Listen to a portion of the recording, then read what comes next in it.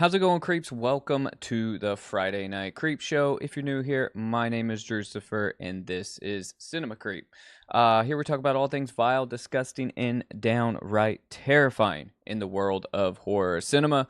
And every Tuesday and Friday night, we live stream, and we're going to start live streaming on Friday nights. A little bit more about that in a bit. Some of you guys already know about it. But if you don't, we'll talk about it a little bit more in detail here in just a little bit. So really, honestly, the first order of business here is how has everybody's Friday been? What's up, Jet? Frank, how you doing? Bobby, glad you guys are out there already. Stoked to see you guys out there on this Friday. How has your Friday been? For me, my Friday has been freaking busy all day long. I was putting together some new furniture for the house, hanging a TV on the wall, and I swear to God that stuff took probably 3 to 5 hours longer than it should have. So, yeah, if you've ever put together furniture and it's just aggravating as hell, that's what I was doing. And, you know, hanging a TV on a wall is never a fun job. Mounting a TV on a wall, that is just a major pain in the ass. So that was my Friday. That literally took all day. It was freezing cold outside. It was about 40 degrees, so really too cold to go out and do anything. So, just sitting inside, putting together furniture. And I'm the type of person that will kind of glance at the instruction manual, and I'll put it together wrong, at least part of the way, and then I'll have to take the shit back apart and then put it back together the right way. So, I make a bunch of pit stops all around. What's up, Dead End? Glad that you're here. Chuck, what's going on? So hope everybody has had a super awesome Friday so far. Like I said, mine has kind of just been laid back since it is, freaking ridiculous outside. So Jess had watched most of The Abandoned from 2005 and didn't like it. And it looks like Bobby Riley was watching the old film Die Monster Die. So how'd you feel about Die Monster Die? Jet? Or Bobby, my bad. Jet was watching The Abandoned. So I watched a movie this morning.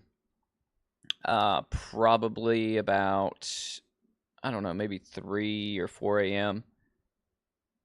And extremely underwhelming. I know I keep saying this because I'm so behind on regular videos for the channel, but it's just because I've been so busy. This time of year is just, ridiculous for me. So I really gotta do something to get the regular videos up, because I have all of these written reviews for them, even the one I watched this morning. But I watched Invoking Yell, and if you guys don't remember, I played the trailer for that here on the channel, I don't know, months ago or something like that. But it's about a all-female Chilean black metal band that goes to the woods to record for their demo tape. And it sounds so gnarly. And I think I rented it off of YouTube Movies for like $4.99. I think it's also on Amazon Prime for like $3 or $4 or something. But if you like metal music, it could be worth the watch for you. I'm not going to spoil it for you guys, because I will spoil it in my review once I shoot it. But I will say, I was hoping for more. And I hate it because there's certain movies that come out that are indie movies, and I look forward to them, and I get really excited, especially something like that deals with metal and black metal and, something a little bit different. And then it kind of just does not really do it for me. But yeah, so I watched that. I don't know. Not extremely stoked on it. So with that, right? If you guys see my little ticker here going across the bottom of the screen, I just want to shout out all of these channel patrons. So if you're one of the patrons, you'll see your name kind of scroll across the bottom of the screen here. And really, so far, I think I'm missing a couple channel regulars right now out in the chat. I'm missing Nick, looking for Nick, and Boom Squad, and Silverbat, and Yaz. Yaz shows up every time now to the stream, so that's sick. Let me see. So, yes, let's talk about the Thursday night streams real quick. There's a couple things I want to do before we get tonight's movie kicked off. So the Thursday night streams, right? If you're a channel patron over on the Patreon, then I wrote a long blog post about it. And I talked about it a little bit on the Tuesday night stream this past week, or this week, should I say, a couple nights ago. And it is going to be called Side Quests. Now, you guys know that here on the Cinema Creep live streams, I take a lot of side quests, right? Somebody in chat may say something, and it may make my mind start thinking about some obscure thought, right? And then we go down a rabbit hole of watching crazy videos on YouTube, or I tell you guys a crazy story from my childhood, right? Or something, right? So we take all these side quests. Now, I want to make a live stream specifically for that type of content on Thursday nights. Now, they will have a theme, these Thursday night live streams. And I was actually going to start them yesterday, but I'm waiting to hear back from some individuals that I hit up, right, that have had certain experiences in real life that I'm going to interview for the live stream, right? So what I mean by that is the live streams will have a theme and normally deal with like the paranormal, conspiracy theories, the weird, the unusual. It'll be horror adjacent, but that will be the Thursday night live streams, and we may do those twice a month until I get my time management skills better and I'm able to do everything I'm trying to do. Like I told Frank before, I need to clone myself. So, yeah, so that's what the Thursday night live streams are going to be. And just pay attention to the community posts on the channel, and you'll see when that's coming out, what the theme of it will be, etc., etc. Yeah. So, Uncut, what's up? It's been a minute since I seen you here. Glad that you came out. And also, right, like if you're not signed up over on the Patreon, check it out. You know, if you even sign up for, I think there's a free option over there. It will allow you to DM me and stuff like that directly if you have video ideas or stuff that you'd want to see, or if you just want to like say, hey, Drucifer, what's your favorite color? You know what I mean? Then feel free to do it over there, and I'll tell you. It's black, neon green, and purple, right? So check out the Patreon if you haven't. I will post 2 exclusive videos over there a month. They will actually get a new video coming out probably next Wednesday or Thursday. Currently shooting it. Frank, so I told Frank a story, guys. So here's a side quest moment real quick, right? I told Frank a story. I don't know if any of you guys were in chat that night, but I was telling him a story about this guy that I grew up with that I spent the night at his house, and he seemed completely normal, right? And then when I got to his house, this is when I realized he was going to dump it all on me that he was not. Because we're hanging out at his house, chilling, whatever. This is in high school. I was in like 9th grade, and this kid just starts weeping, right? And I was like, holy hell, what's going on? And the guy tells me, that he can see ghosts, and he literally laid the I see dead people shit on me. And I was like, and he was serious. And he told me that whenever he's having a paranormal experience, he starts crying. It makes him cry. And so he spent half the night crying, and I spent half the night just kind of like this, sitting in his room, watching him cry because he was apparently like experiencing paranormal activity. And insane. I wish I probably could find this guy. But that is not who I'm going to interview. It will be probably a complete stranger. Yeah, Frank said it's weakness leaving the body. So, yeah, that's a strange story from my teenage years. So if you were here 2 weeks ago, right? We didn't Friday Night Creepshow last week. I felt like I was dying, and I didn't do any streaming, last week. But the week before that, right? We decided here on the Friday Night Creepshow, Cinema Creep, we're going to start the Cinema Creep Film Club, right? Now, what does that mean? That means that every Friday Night Creepshow at the end of the stream, we're going to pick a movie, right? And we're all going to watch the movie. And then on the following Creep Show, we're going to talk about it. We're going to spend maybe 10, 15 minutes talking about it and rating it, sharing our thoughts on it. So we did pick one out 2 weeks ago, and we picked out Hideous from 1997. So let's go ahead. Let's jump into this. Let's talk about it real quick before we move to our grand event, which is watching The Devil's Hand from 1961. So let me bring up Hideous from 1997. If you haven't seen it, then just bear with us. Like I said, this is going to be about a 10-minute convo about this movie. Hang on, I'm trying to get to the IMDb page here.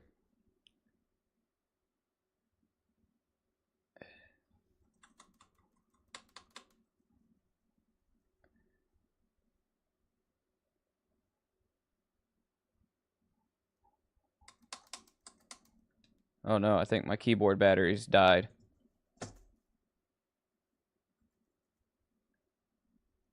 Oh, no, there it goes. All right, here we go. So Hideous from 1997. All right, so here's the IMDb page, guys. If you've seen this movie before, feel free to chime in, even if you weren't here when we talked about it beforehand. I'm not get rid of this freaking ad up here. Let me refresh this. Maybe it'll get rid of that ad. Good. Damn it, Paramount.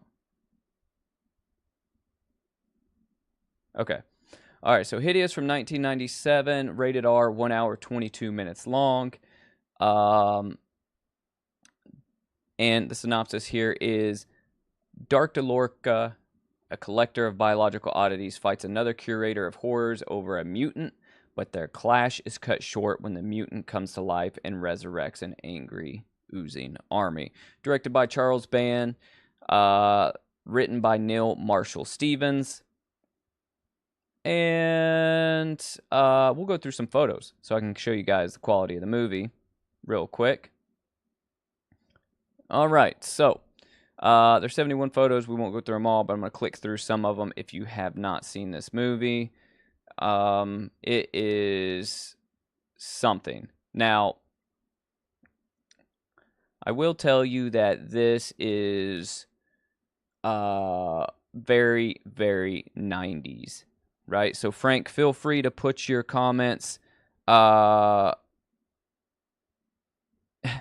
feel free to put your comments in the description, or over in the chat. And anybody else that watched it, go ahead and put your rating. How many creeps would you rate this out of 5? So I thought that Hideous was, I thought it was fun, right? But I essentially thought that it was very, very low budget. I would give it 2 out of 5 creeps. And it is a Full Moon Pictures movie like you see here. We'll play the trailer real quick. Keep the sewage flowing. That's the idea. Something bad comes into the trap, it's our job to fish it out. It kind of starts off kind of grimy, like a street trash movie, or like a, one of those type of films. I'll take care of it.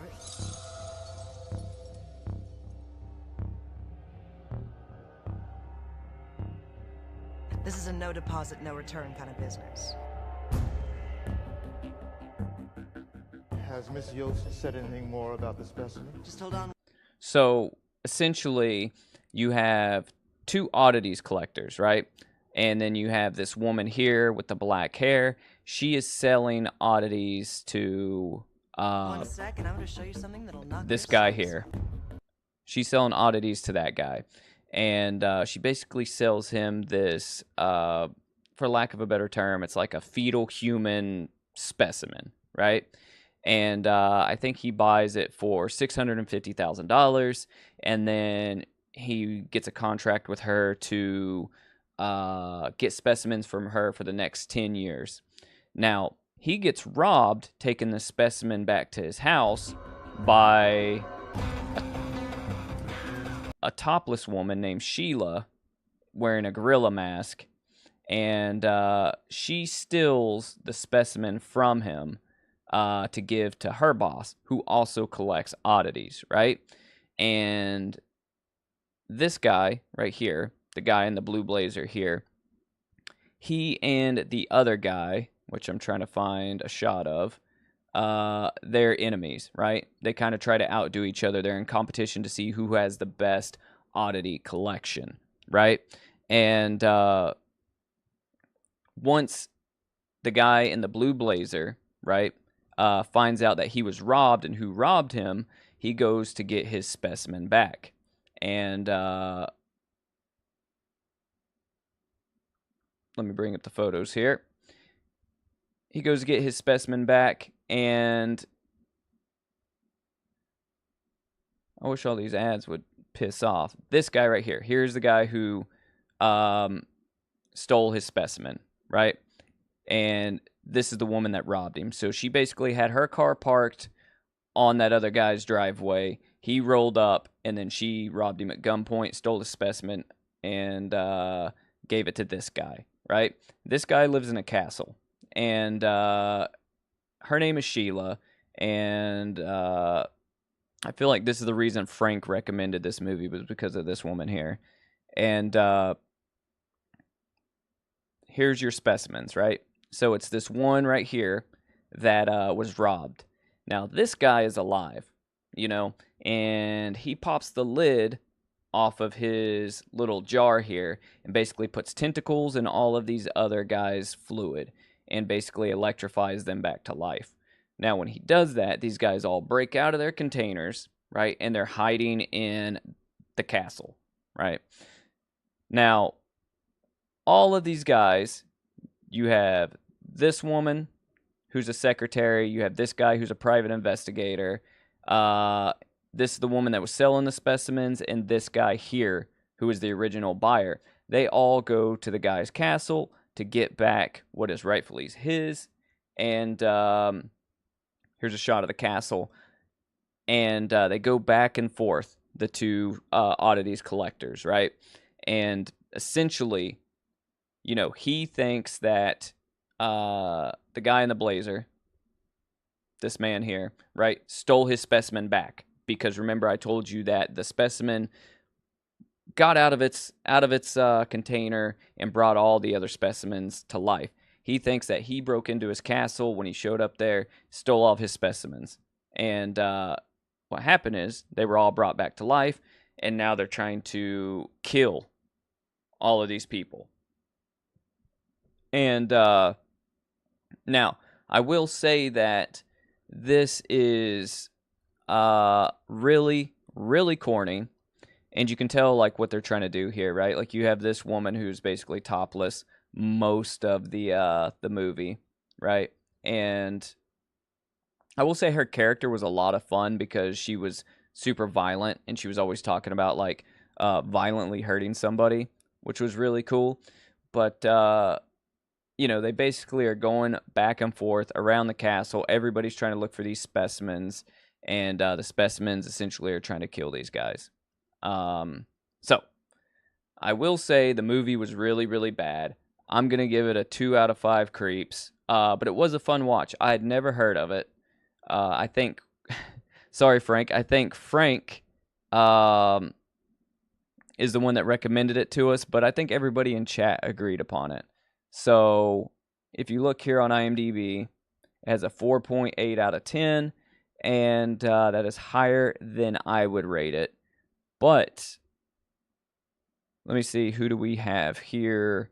Has Michael Centrini, Mel Johnson Jr., Rhonda Griffin, Jacqueline Lovell, and Jerry O'Donnell. And like I said, the director was Charles Band, who also did produced Puppet Master, Meridian, Dr. Mordred, and Trancers. So, but like I said, it's a Full Moon Pictures movie, which means you guys know Full Moon Pictures. They're sort of like the Asylum, the studio that makes Sharknado and stuff like that. You know, they made all of these crazy ass movies, you know, back in the 90s and stuff. So, if you haven't seen it, watch it. It spoke to me because I collect oddities, but it was really, really dumb. Now, what was cool about it was the practical special effects. You know, I'm a fan of that. Anytime you see that, the little monster guys were really gnarly. And like I said, the one character, Sheila, was really cool. Those were really the only two things I liked about the movie. The acting was bad. The cinematography was bad. The story was kind of stupid. But yeah, that was Hideous. So, we will pick another movie to review for the Cinema Creep Film Club at the end of this stream. So, if you watch all the way to the end, you can help us pick a movie. Yeah, true, Jet. It was fun, but we're not necessarily rating fun. We're rating, was it a good movie? But, you know, sometimes if you had fun watching it, then it was good. Me, I had a good time watching it, but I think this is one of those movies that the more people you watch it with, the more fun you're going to have, right? Because I watched it alone. I think if we watched it here on the Cinema, you know, Creep live streams, I think that if we would have all made fun of it, then we would have had a lot more fun watching it, right? I really just need somebody to watch this with me to make fun of it for it to amp up the good time. But it was pretty stupid watching it alone. Yeah, he only cared about the oddities, while people were dying, you know? And, I mean, that's accurate, right? That's accurate. You know, and he was like, I'll give you $1 million if you help me catch one of them. You know, so they were all kind of like against one another. It was like every man for themselves. And then eventually they kind of like started working together because the guy that owned the castle was like, hey, you know, I'll pay you guys. So they all kind of started working together, but they were also sort of like against one another. And then the private investigator and the topless woman were like the survivors at the end, and I guess they were hooking up or something. The kills were lame. I did appreciate that. The mutant with the pistol. Yeah, Frank said he'll take the blame for that one. So everybody blame Frank. 2 out of 5. Cinema Creep Film Club, the first ever. Yeah, more Bilko experiment. Yeah, like they definitely could have done something with it, but I wonder what the budget was for this. Let's see if they have that.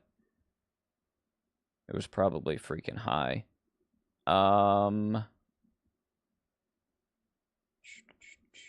Sometimes it'll tell you the budget on here. I guess it's not going to. That was filmed in Romania, by the way, in case anybody was, you know, pining to go visit those locations. Let's look at some trivia real quick before we, oh, well, there's only 2 pieces. So Rhonda Griffin's first role, she refused to do nude scenes, so they were forced to use a body double.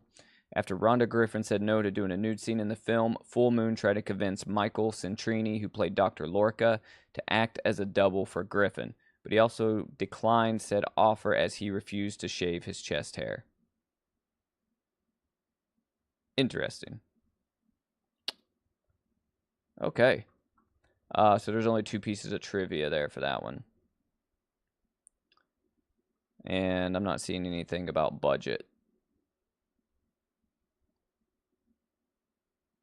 Taglines are deformed, devious, and depraved.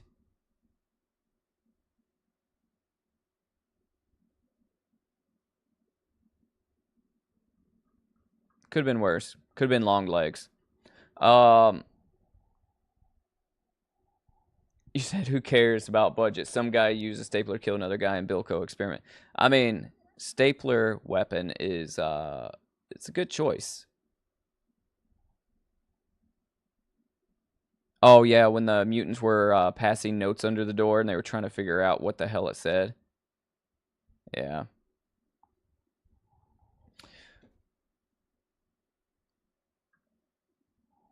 Yeah, so, that will be a little bit smoother in the future. I got to nail down that format of rating these movies live. But like I said, 2 out of 5 creeps for me. I don't know what you guys are going to rate it, but it sounds like we're all pretty much on the same page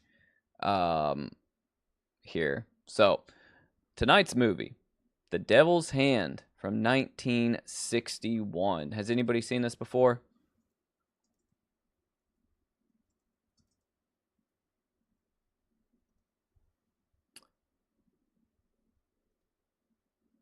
Or is anybody aware that they've seen it? I've never seen this, and I'm stoked on it.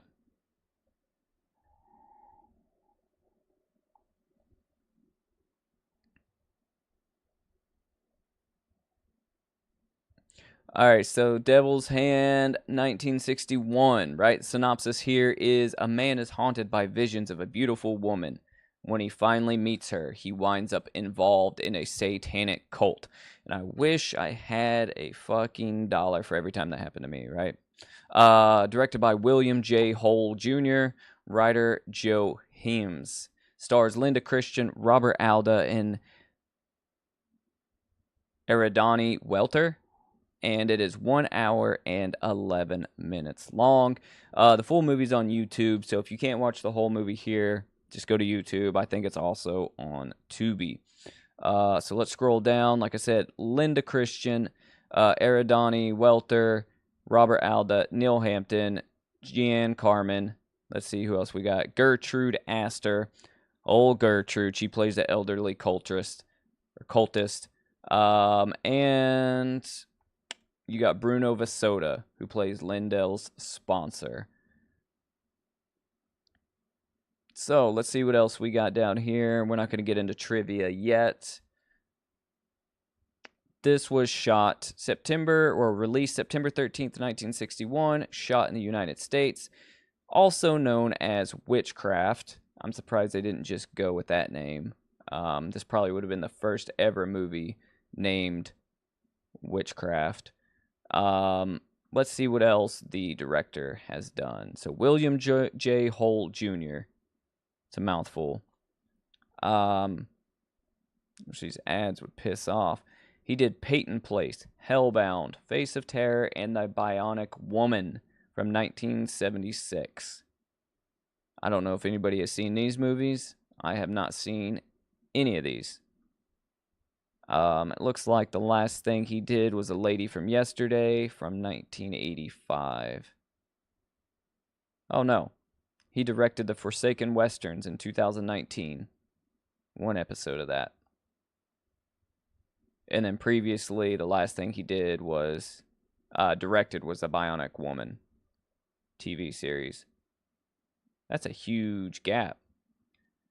You're looking at almost 40 years of doing nothing and then being like, well, I want to direct The Forsaken Westerns. Interesting. All right. So, Dead End, you still alive out there anywhere?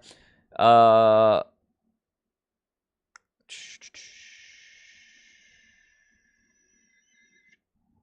going to leave it up to you guys to decide. So The Devil's Hand that we're going to watch tonight, it is in black and white, but there's also a colorized version. So you guys tell me how you would rather watch it. And we'll watch that version. So we'll just go with whatever the minority or not minority. The majority answer is in chat.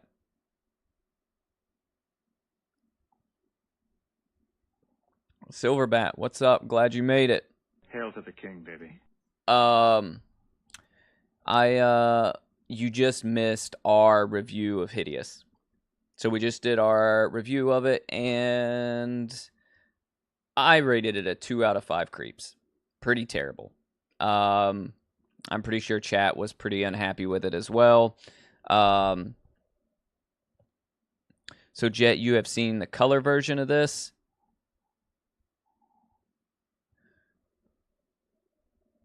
I think I would prefer black and white, because when something is originally shot in black and white, I think that is the best way to watch it.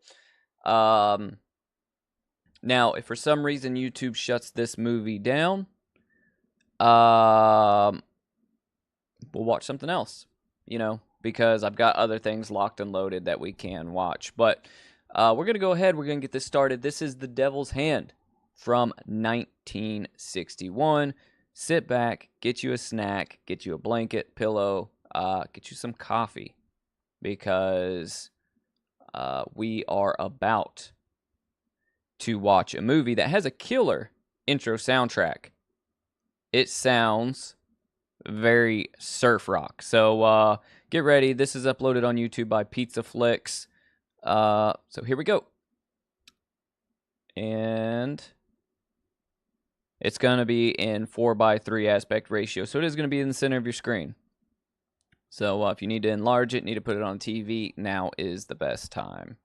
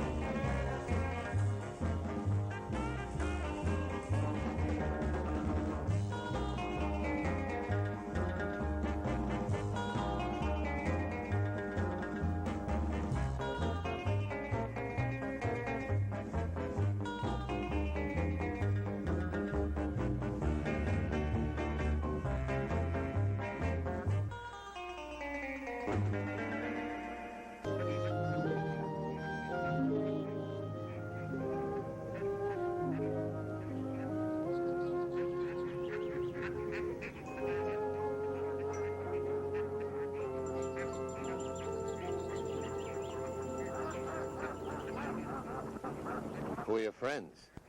My date for the afternoon. You're 20 minutes late. Sorry. You hear that? He says he's sorry.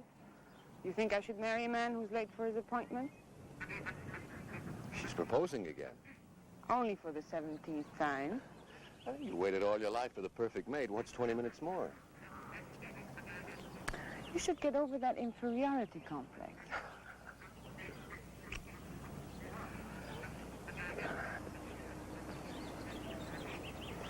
What's wrong? Nothing. I didn't get much sleep last night. Or the night before, or the night before that. Why don't you see your doctor? Or get some sleeping pills. That may help. Wouldn't do any good. Well, let's get some lunch. You haven't got much time left on your lunch hour. There's no rush. Why, did they make you the boss or something? I quit the other day. You didn't tell me that. You said that this job was your big chance in electronics so that you could develop some of your own ideas. You said it was the kind of security you wanted for us to get married. I know what I said. Be a little patient with me, honey. Please.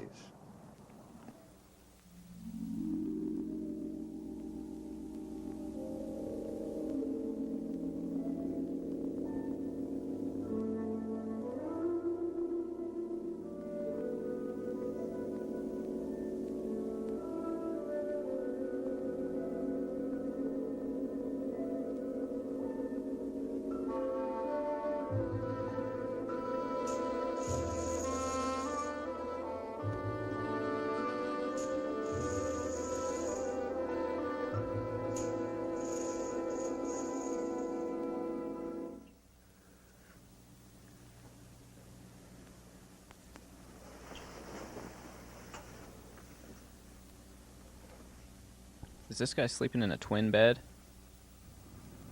How could I explain when I myself couldn't understand it? To dream about a woman night after night, a woman I'd never met, never seen before. And with each dream, she became more real, more alive, until it seemed that if my hand reached out, I could. What's up, Craig? Her. Some will stronger than my own brought me here. Nothing was familiar to me. I'd never been here before, and yet I wasn't lost. An unknown force was guiding my steps, leading me to this courtyard. There was something here that was drawing me close like a magnet. I could feel it pulling me closer, closer. And then I saw it.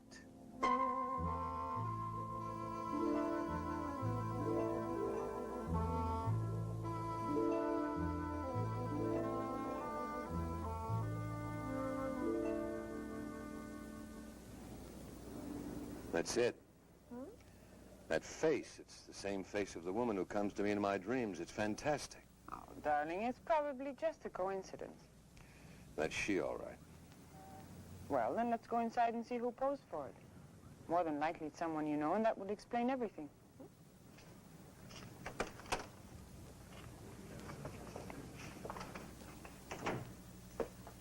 Hello, Mr. Turner. I have the doll ready for you.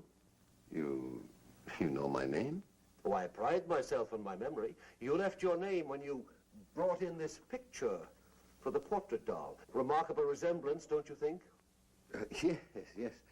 But there must be some mistake. Mistake? Oh, I don't think so. Let me check your order. Excuse me. Donna, I didn't bring that photo in. He just mistook you for someone else. I don't understand this. First I dream of a face, then I see that face on a doll. Now I'm told I brought that photo in. You're making too much out of it, Rick. There's just been a misunderstanding somewhere. But he knew my name. Do you walk in your sleep?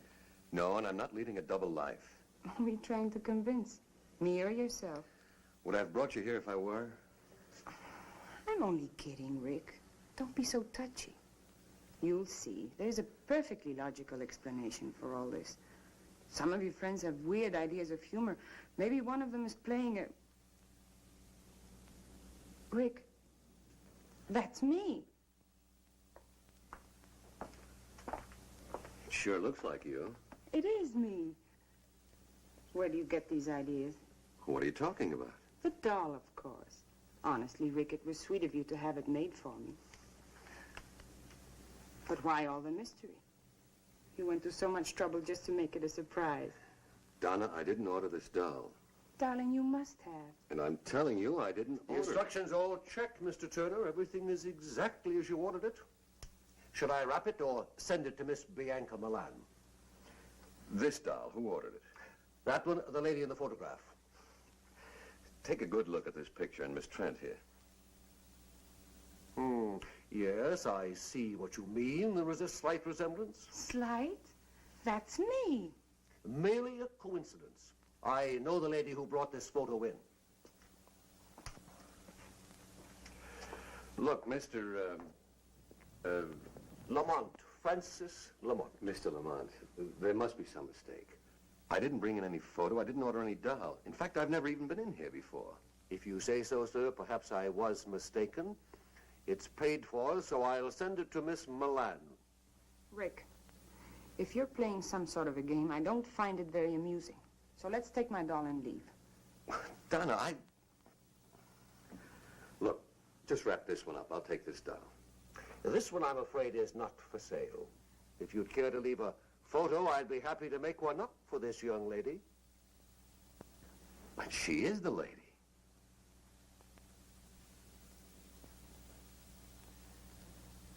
No, sir. She is not. Come on, Rick. Let's go.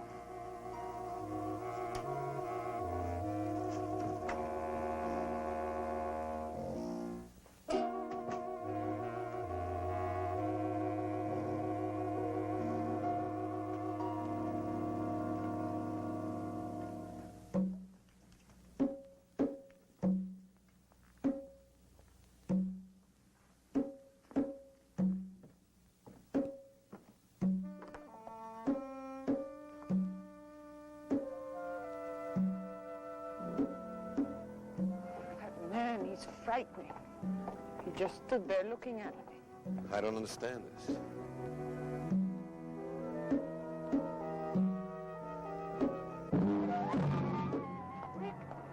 What is it? Oh, help me. Take it easy.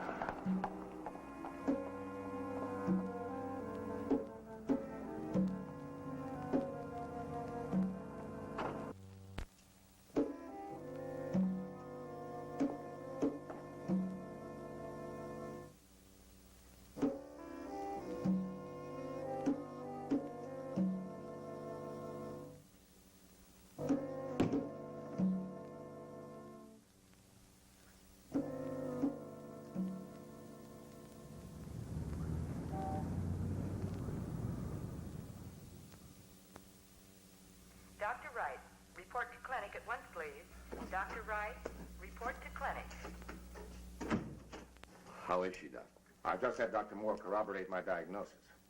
It's a coronary condition, a muscle spasm of the heart. How bad is it? Well, it's hard to say at this stage. Frankly, her symptoms are a bit puzzling. It all happened so fast. It usually does, Mr. Turner. Now, you try not to worry. We're doing everything possible for her. Right now, she's resting quietly under sedation. You better try to get some sleep yourself. You'll be able to see her tomorrow. Thanks, Doc.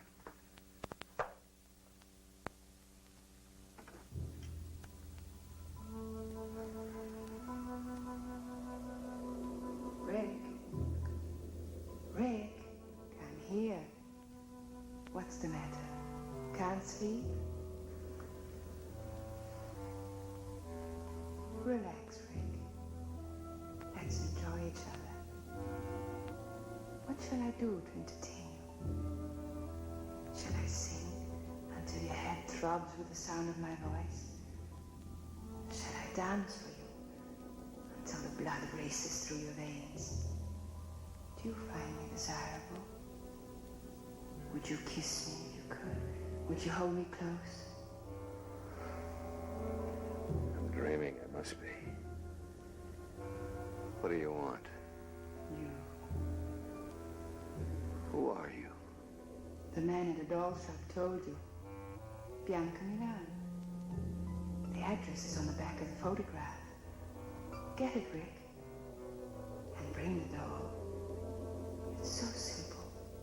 Why torture yourself any longer? I'll be waiting for you.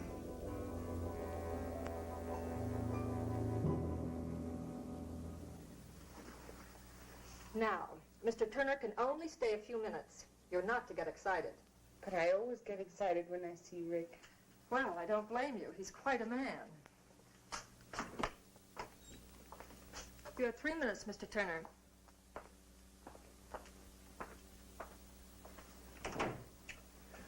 How do you feel?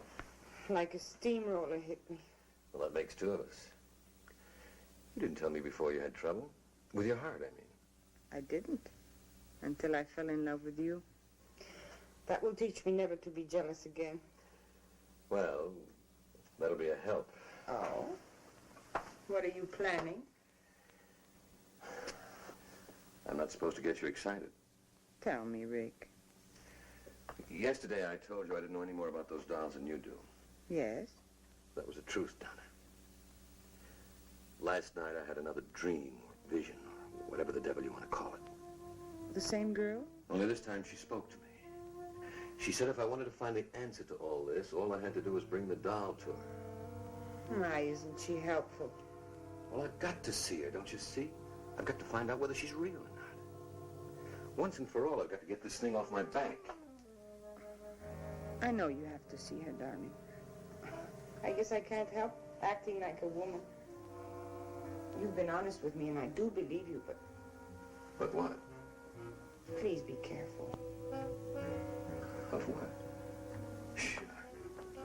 I mean it, Rick. There's more to it than just, well, call it premonition or woman's intuition if you like, but I'm afraid. Of what? I'm afraid I'm going to lose you. To a dream? To a dream that might be real. You're the only real thing in my life.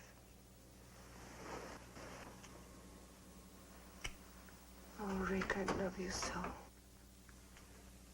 prescribed that? Best medicine in the world. Good for whatever ails you. When I think of the time I've wasted on vitamin pills. Take care of yourself, darling. I'll see you soon. Rick, be careful of the doll.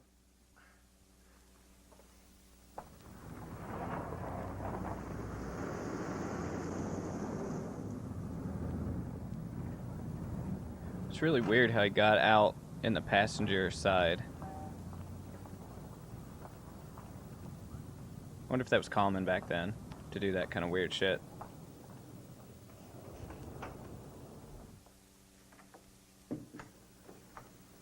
Ah, Mr. Turner, I do hope I wasn't indiscreet yesterday.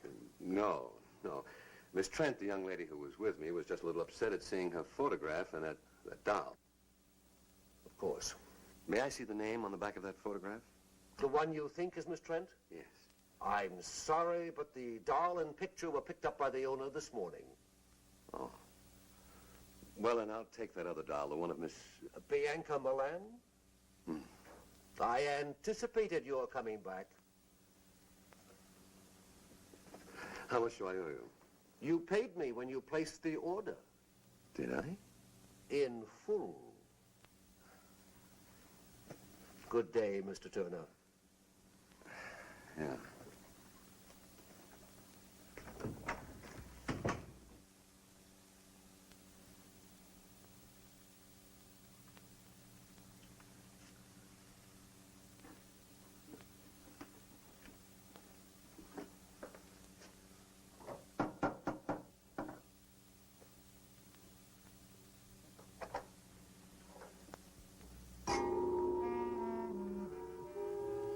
Miss Bianca Milan? Mr. Turner, I've been expecting you. Do come in. You knew I was coming? Of course. You were expecting me to deliver this? Well, the other woman doesn't stand a chance.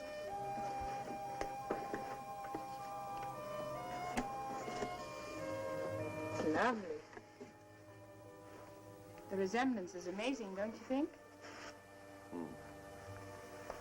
Shall we have a drink?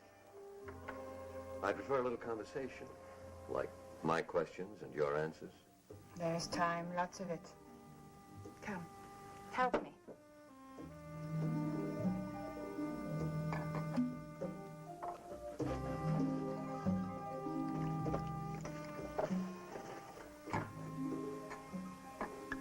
This is our first drink together. We should mark the occasion with a toast. To the first of many things together. Such as dreams and portrait dolls? And the sweet mysteries of life.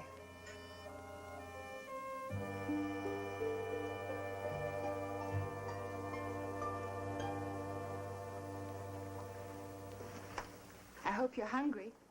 I thought you might like to dine here. Just the two of us. My servant, Ammon, does very well with Occidental dishes. You may serve us now, Ammon. Ammon cannot speak. I'm a little speechless myself. I found him in Tibet. He belonged to an ancient cult of worshippers who believed sacrifice brings immortality. His tongue was his sacrifice. The world has many strange religions.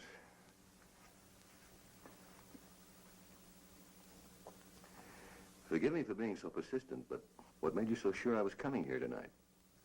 I invited you and you accepted.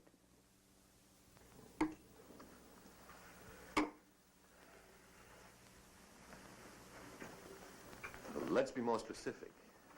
I'm here for just one reason. I know why you're here, Rick. Then you know about the dreams. Naturally. It's a simple process of thought projection, or thought transference. Thought project. You're telling me that you danced and talked to me from this apartment? And I received your image and voice in my room? You doubt me? Of course not. I'll get you the number of a good psychiatrist.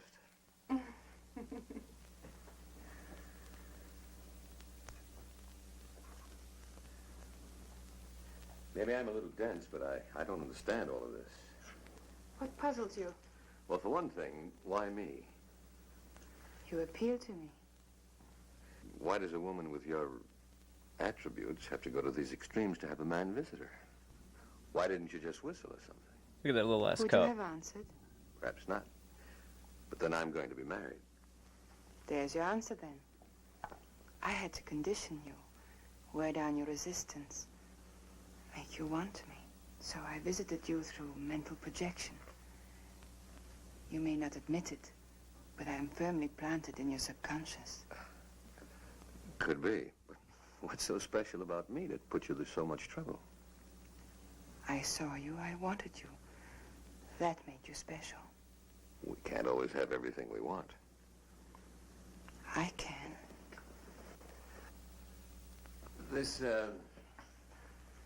thought projection, is it a special power you have, or can anyone play?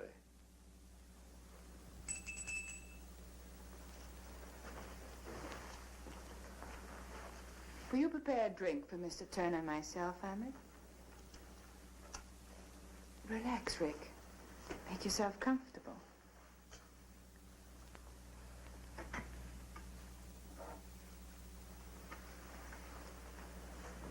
Recognize him? Me? It helps in concentrating to have the image of the person to whom one's thoughts are directed. That's a red flag. Who gave you the recipe, Dr. Jekyll or Mr. Hyde? You're amused. I'm sorry. I'll take you seriously, I promise.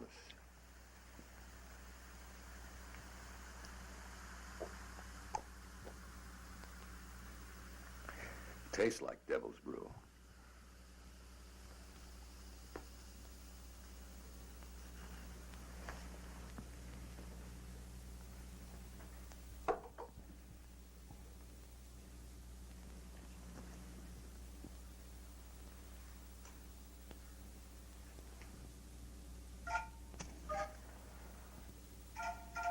I can bridge any distance between us, no matter how great or how small. Concentration is essential. I can tell when I've made contact with you, when my thoughts and my image have reached you. Just relax and close your eyes while I concentrate. Oh, great Gamba. Open your eyes, Rick. You can see me quite clearly now. Tell me what you see. I see. I see through you. You're transparent. Cast no shadow, no reflections. There are disturbances around you. Wind, thunder, lightning. You're not real. You're... Turn around, Rick. I'm here behind you.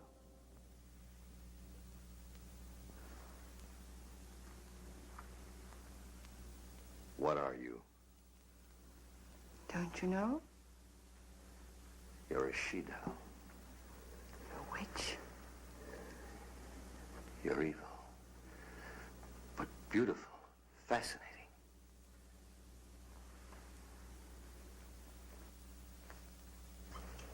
Listen, Rick. As I once was, you would not have looked at me. I was unhappy and lost until I discovered Gamba. Gamba? The devil god of evil. I belong to a cult that worships Gamba. You met the high executioner at the doll shop, Francis Lamont. He gave you this power of thought projection. It's more than that. I've been given the power to control my destiny. I've had everything life could offer until I saw you. I wanted you just as much as you want me now. You've already begun to forget Donna Trent. You really are a witch.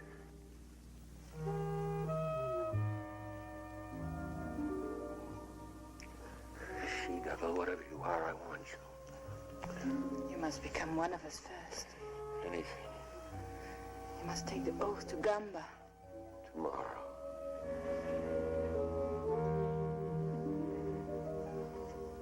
Now. There's a meeting in progress. The High Executioner will perform the rites at midnight. We must hurry.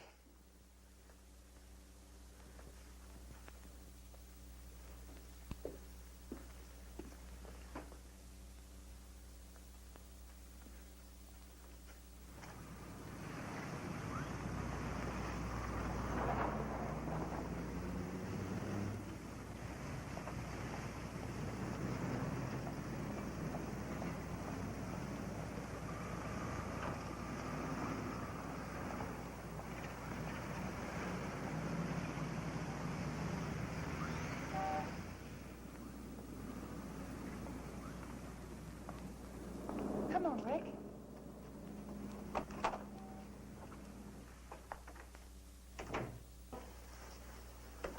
Welcome.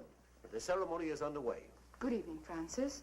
Mr. Turner wishes to join us. I shall perform the rites after the sacrifice. Shall we go in?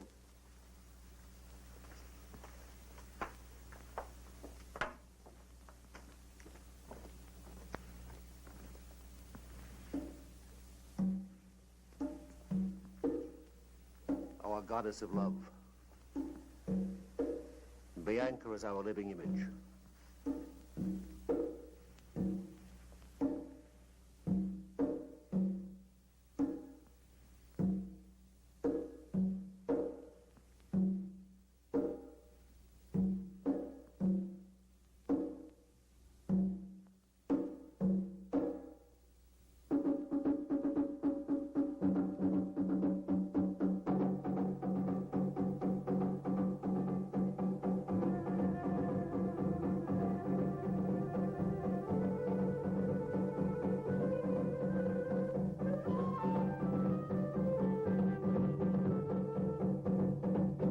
Oh, hell yeah. I was hoping we were going to see some dancing in this.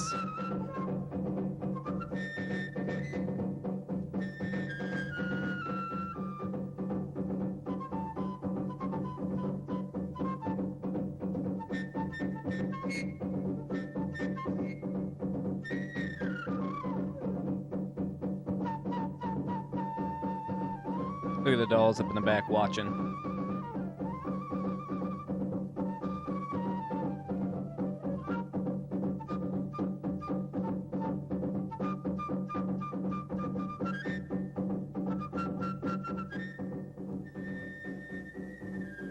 Tonight is the first night of the full moon. We must offer up sacrifice to Gamba. It's the devil god's decree that we offer a human for appeasement. A human?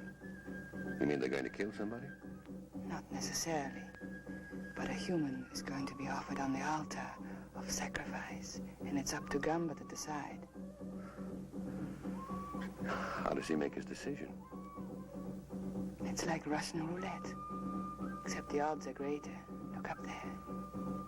In our ceremony, we use a sword, concealed in one of the covers hanging from the wheel. The wheel is spun, and Gamba makes his decision. The cover is lowered upon the heart of the subject. If the sword is in the cover, it pierces the heart. If Gamba decides to spare his subject, the cover bends harmlessly. Sounds like a million laughs. Does everybody get to play? No. The subject is selected when in doubt of his loyalty during his test period.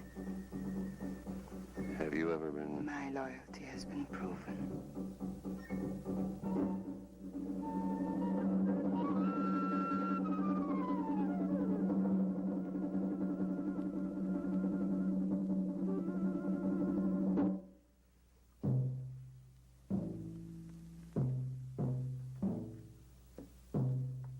He's still holding the dolls, Frank.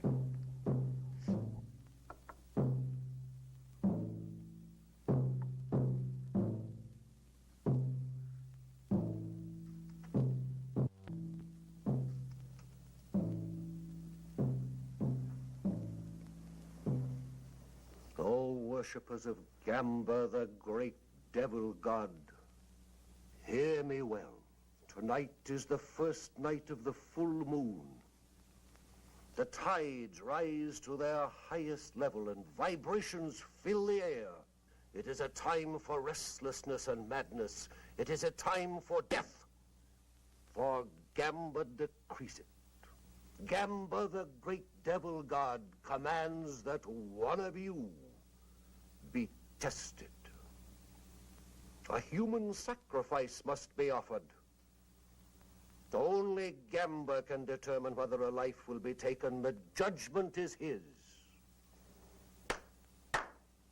Bring in the subject. Why is there a Buddha in a satanic temple? They're like, let's just throw everything we don't understand in this one room. Probably scared the shit out of people in the 50s or in the 60s.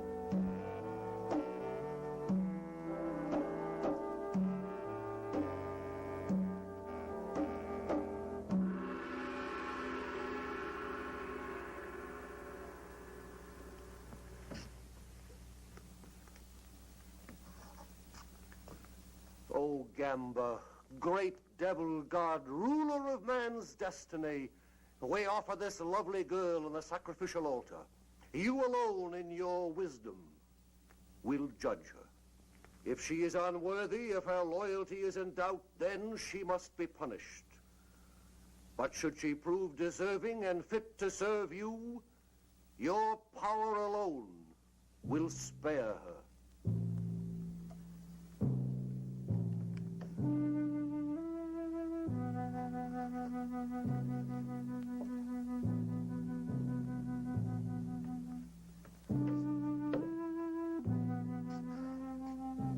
O great Gamba, highest executioner, supreme devil, god of evil, make your decision. I'm glad she's got her sacrificial lamb hills on.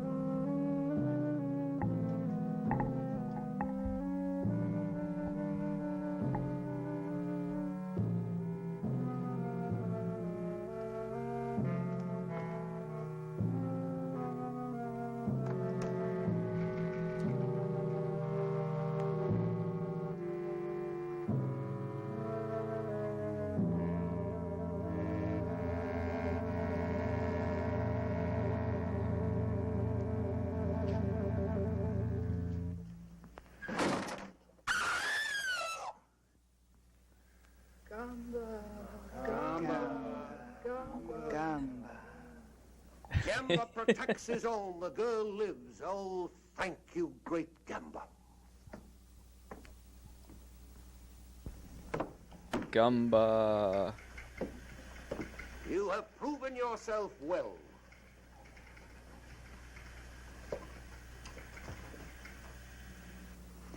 It's our turn now.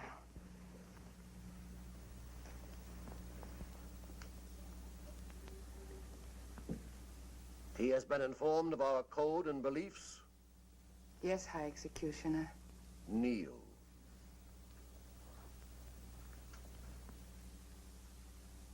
O great Gamba, we offer a new subject who has come to join us. During his trial period, watch him, study him, and then test him, O great devil god. Will you swear absolute allegiance to the great devil god Gamba? I will. Will you follow his commands without question, though it means someone's destruction, even your own? I will. You will, above all else, seal your lips and swear yourself to secrecy. I will. You, his sponsor, will be held accountable. Do you accept this responsibility? I do. It is done. From this moment on, there is no turning back. You are one of us now, a member of the cult of the great devil god, Gamba. Guard this privilege well.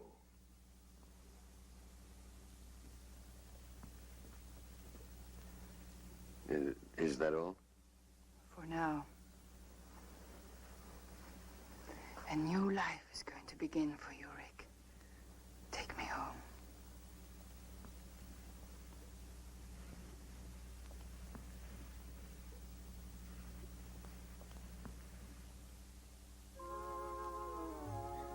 He was really writing a note inside his jacket.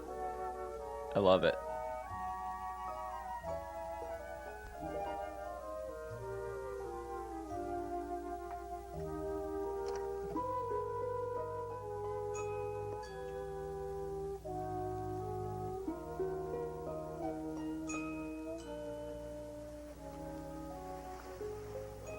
You still don't quite believe, do you, darling? You have renounced goodness, forsaken virtue.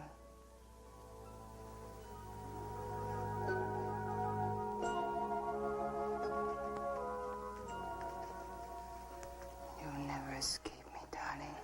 I know it. God help me, I want it this way.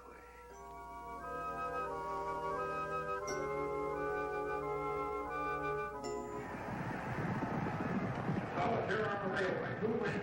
And here comes Bugle Boy. Solitaire and Bugle Boy. Solitaire and Bugle Boy. And Bugle Boy by a head. That makes 8 straight. It's incredible. Red Horse Polly. Happens all the time.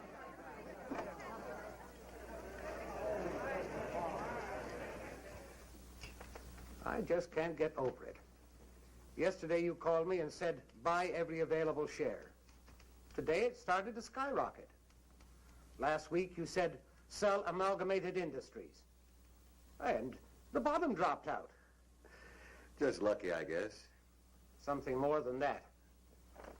Someone is giving you some very valuable tips. Well, let's just say I have a good advisor. Goodbye, Mr. Bennett. Goodbye.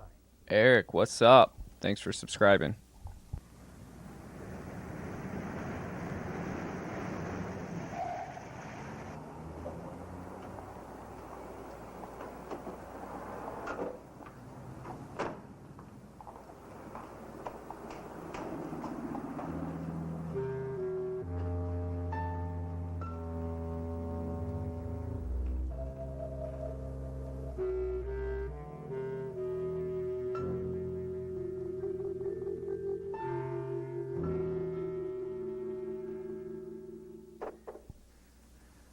There we are.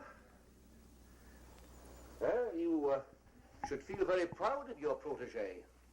He's passed every test so far. Not once has he weakened an attempt to contact this Miss Trent. Yeah, that thing scares the shit out of me too, Silverbat. Your confidence in him is quite admirable, my dear. I am a little surprised. At what? Well, this little romance of yours has lasted longer than the others. I've always come back to you, Francis. Of course. That's why I can afford to be so tolerant of your brief affairs. You will keep this one brief, won't you, my dear?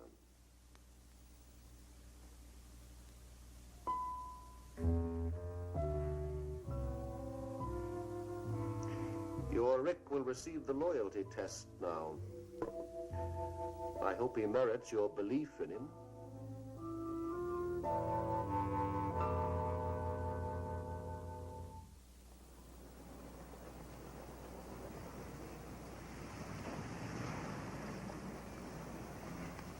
Well, if it isn't Rick Turner, Bianca's private property.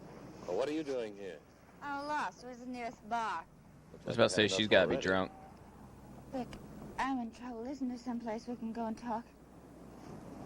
Come on. What? Coffee's still hot. Would you like some? This is what I need.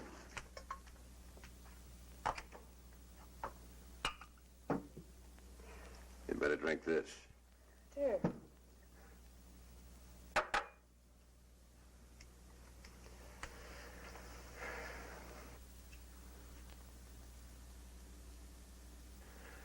What's your problem? How do you get out, Rick? How do you get your soul back? The devil got gone, but he's got your soul, too. Don't you want it back? You don't know what you're saying. You're drunk. Gotta get out. I've got to. You've been sworn to secrecy. We all have. For your own sake, don't say any more. Why?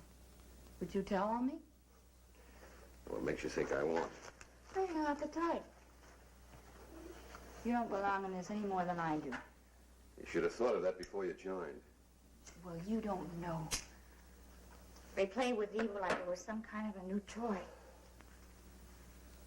They cut all the goodness out of you and you forget what it's like to be kind. You become a robot without any will of your own.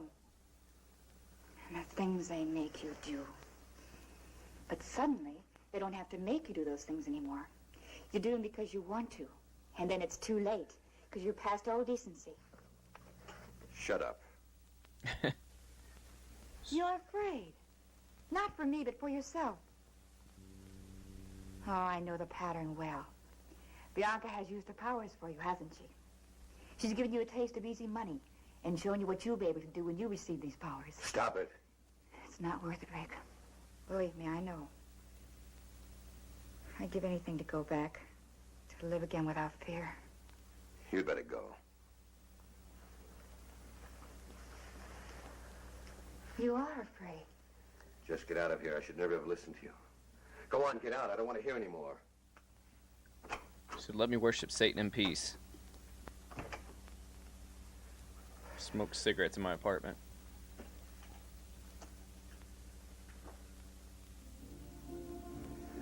Tell Miss Milan I'm here. Can't that guy not speak? Whatever you're drinking, I'll have one too.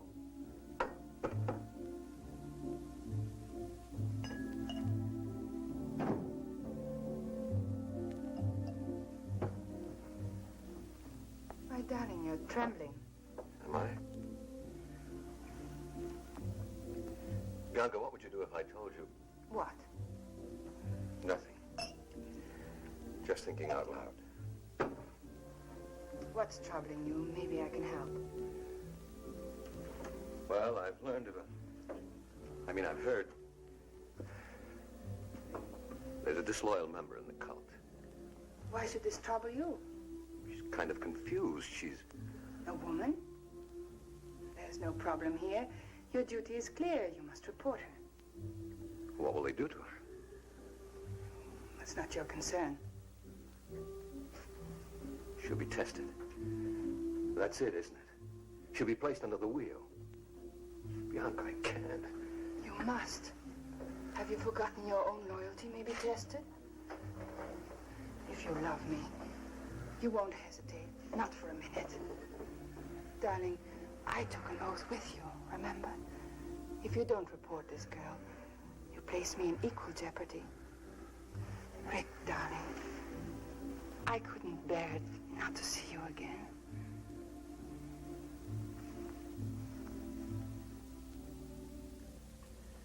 What's keeping him? He'll be here in a minute, darling. Just relax. All these dolls just staring at you. Frank is quite fanatic about them, especially his own. In his eyes, his Frank, doll huh? is his soul. Frank. Gamber is pleased. You've done well, Rick. Hey, what is this? I give him my report to Mr. Lamont, and he's very satisfied. You mean this whole thing was a setup? Precisely. Well, you play some nice games. You may wait for me in the other room. Let's go, Rick. Bianca, I don't wish to detain you, but if you'd give me just a moment more. Excuse me, darling.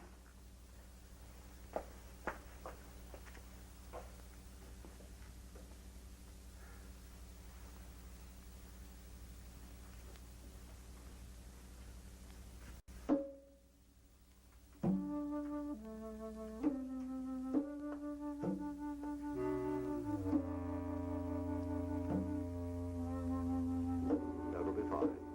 Thank you, Francis. Oh yeah. The doll's over Night, by the Rick. door. Night. Silverbat. I wonder.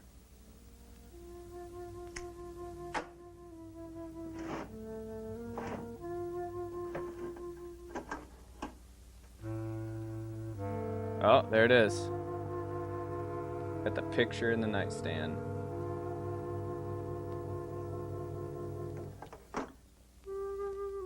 That's what happens when you have too much Satan right here.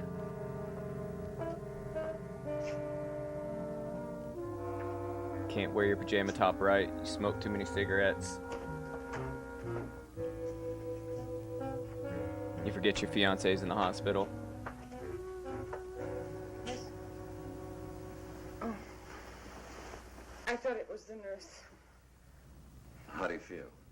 Fine. Nothing ever changes with me. How about you? Okay. Well, I'm a devil worshiper now. Where's Miss Frank? The nurse? Oh, she's off my case. I have a new one. Oh. Miss Frank? Rick. Frank, you got some explaining to do. I understand. Do you? It's not a very romantic prospect being tied down to an invalid. Donna, no, you don't understand. Please. It's enough that you came. Listen to me, Donna. You may not believe what I'm going to tell you, but at midnight tonight, you're going to be all right. Any discomfort you feel will disappear. Your strength will return. Your health will be restored. At midnight. What makes you so sure? Just trust me. I know it's a hard thing to ask after what's happened, but trust me. I'll call you tomorrow.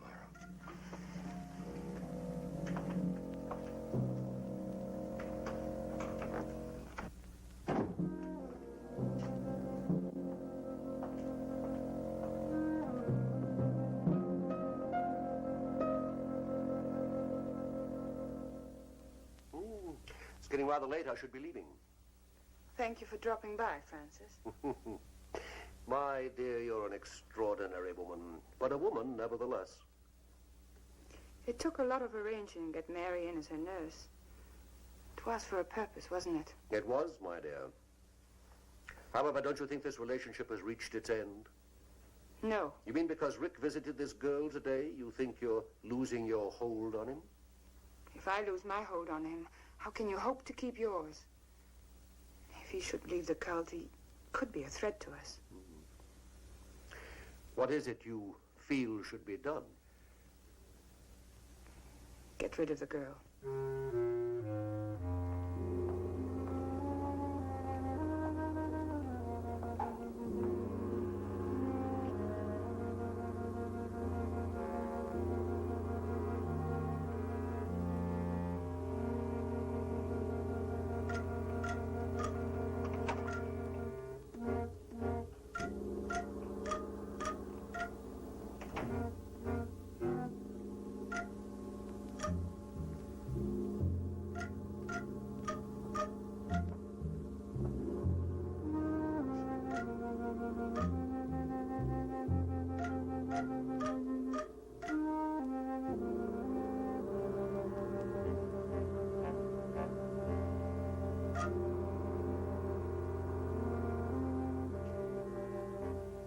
Let's not be hasty.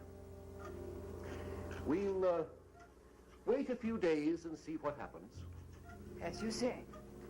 Are you going home now? Not directly, no. I have to go back to the shop for a few minutes. Good night, my dear. Good night.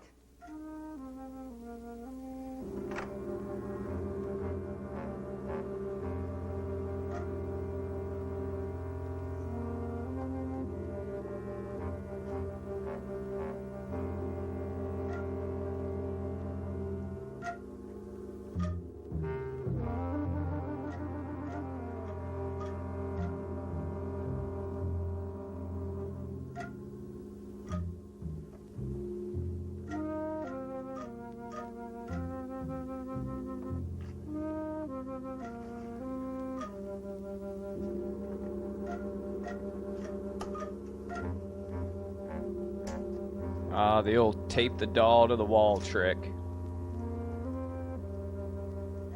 Wish I had a penny for every time I use that one.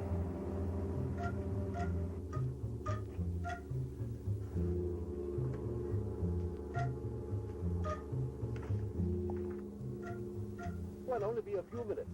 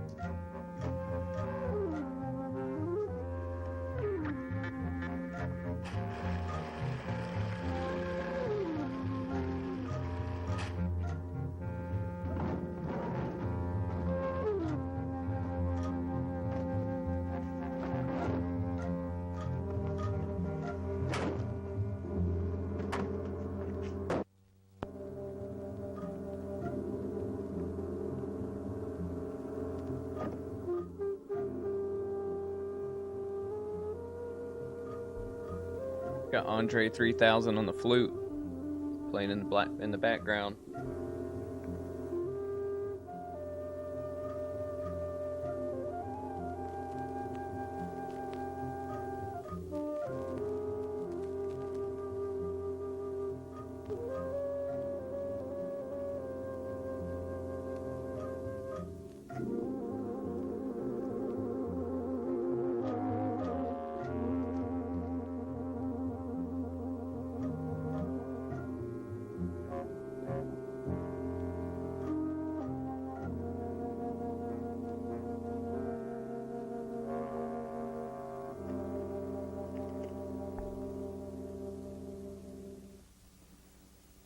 It's remarkable. The pain's gone. And outside of being a little weak from too much bed rest, I feel fine. How on earth did you... All right, I won't ask any more questions. Rick, will I see you again?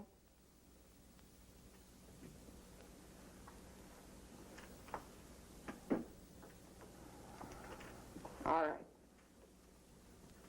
I understand. Goodbye, Rick. Well, how do you feel today? Fine. That's good. I brought you some coffee. If you need anything else, just ring the bell.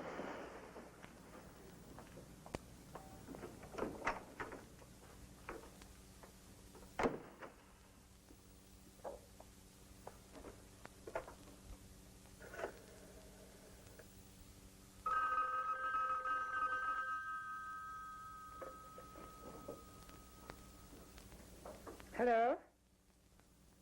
Yes, Mary? Thank you.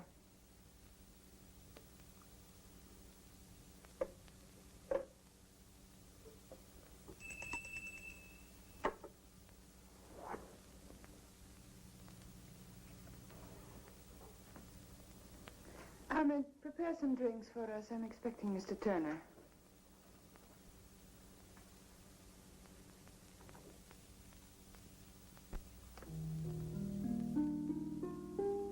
Hello, darling.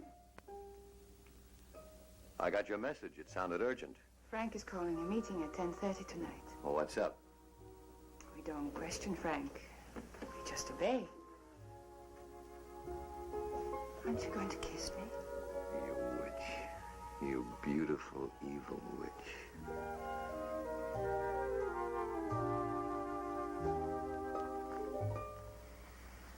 I'm never going to let you go.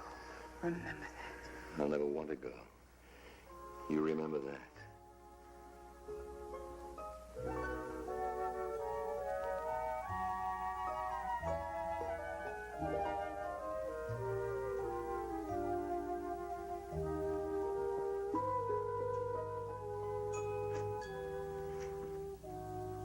What's going on?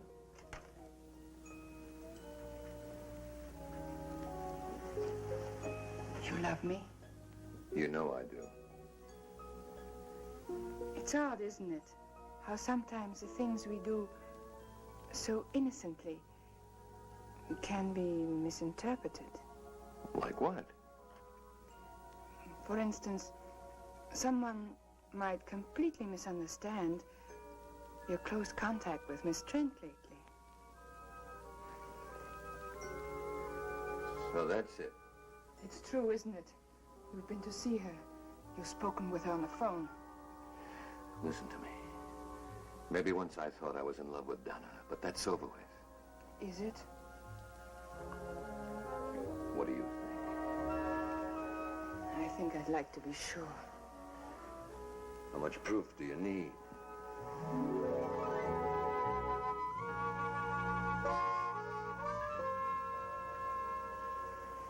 Every waking minute you're on my mind. Even when I sleep, I can't shake you. You're all around me. In the air. In the rain and in the sunlight. You're as much me as I am.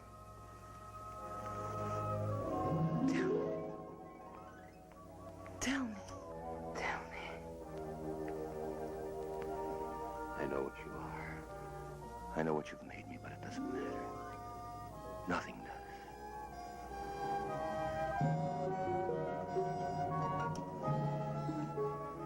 I can't kiss you without wanting more.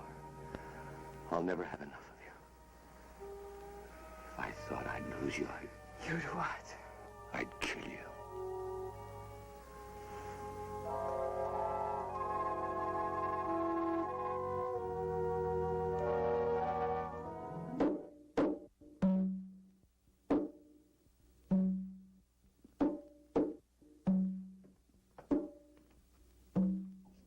I'm surprised with the lack of black cloaks in this. I feel like that's a satanic staple. Nobody's wearing black hoods, black robes. He demands retribution. There is a traitor among us. Someone in this room does not belong. The devil god has been betrayed. Traitor! Hear me well, you have been discovered. Gamba knows which one you are. At midnight tonight, you shall die. Gamba will be avenged. We shall meet again here at 12:30. One of you will not be among us.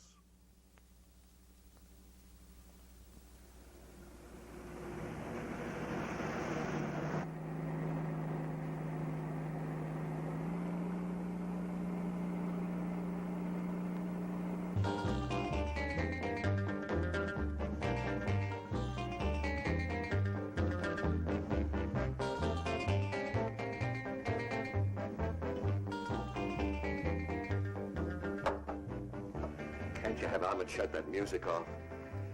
Darling, it's so good. Surf rock.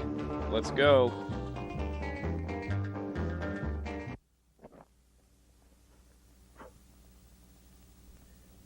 He's like, there's a traitor amongst us. One of you listen to surf rock and not heavy metal. I know y'all been listening to ska.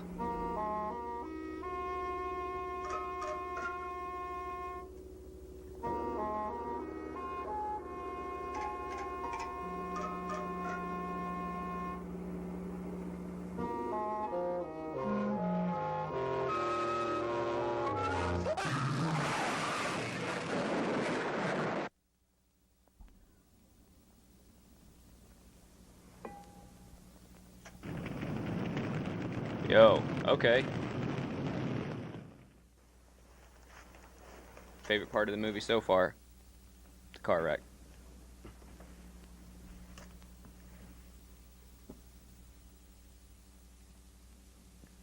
Oh, great Gamba, justice has been done. Your unworthy servant has been eliminated. Let Gamba's betrayer serve as an example for the rest of you. The traitor Lindell did not believe. He was here to expose us. He was going to publicize us and maliciously attack the great devil god. The danger is past. The intruder has been removed from our midst.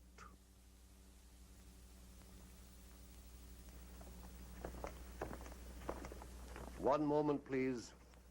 You will stay.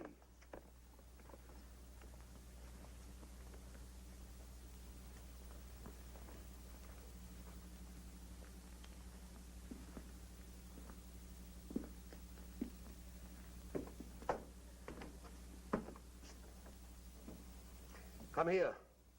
The light is better and there's something I want you to see.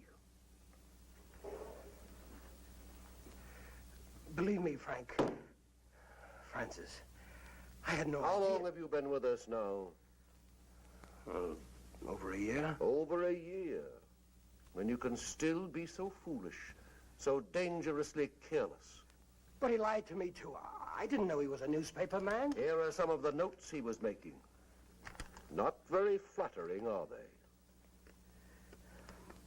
If I would have known, I wouldn't have sponsored him. I swear it. Would you be good enough to get your doll from the shelf? To elevate my holiday celebration, I turned to Oh, there's an ad. I knew we'd see one eventually. my Ferrero Rocher period. Oh, you can't.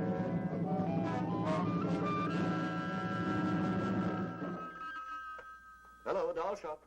Yes, she is. Oh, just a moment. Bianca, it's Mary calling from the hospital. Thank you. Hello, Mary. Thank you for calling. I don't think I'll be needing you any longer at the hospital. How did you hear about it? She was only discharged a few minutes ago. Discharged? But that's impossible. I see. Just a minute. Goodbye, Mary. Goodbye, Miss. Rick. How nice of you to come for me. Well, don't be nice to me, Donnie. You're just making things more difficult. She just left. Mr. Turner picked her up. Thank you, Mary.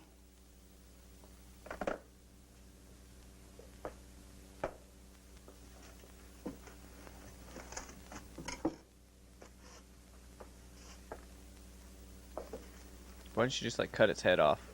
It seems your first suspicions were correct. There's no doubt now, but it was Rick who was in here the other evening.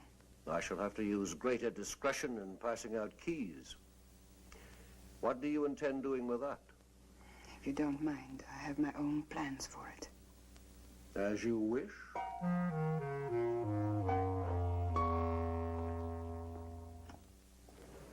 Then this gesture is just for old time's sake? Something like that. Pretty fancy car. Belongs to a friend of mine.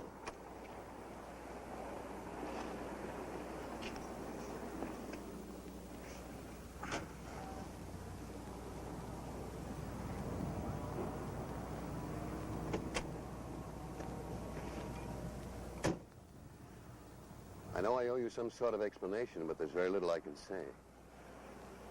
Dunn, I want you to leave. Leave this town. Move away, far away from me. But why? I can't give you any explanations that would make any sense. Just believe me. For your own sake and for mine, Donna, I'm asking you to leave.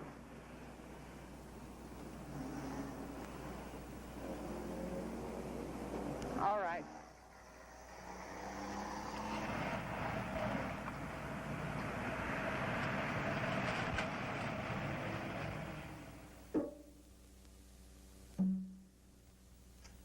Donna.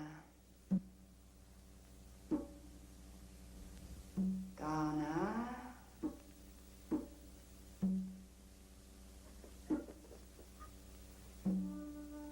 Donna. Donna.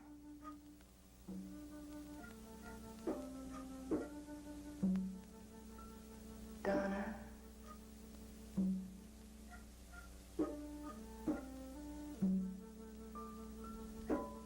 Donna. Can you hear me, Donna? Yes. Who are you? It's not easy to reach you, but I'm beginning to. Donna.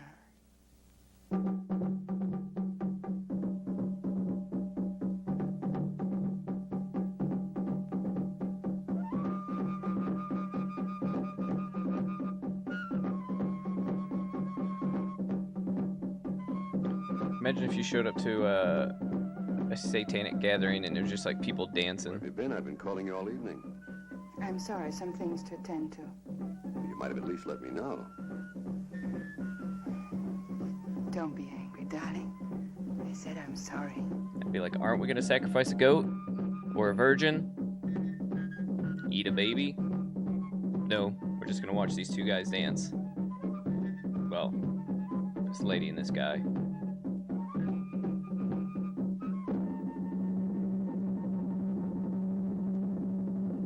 Like, this sucks. It's the worst satanic cult I've ever seen.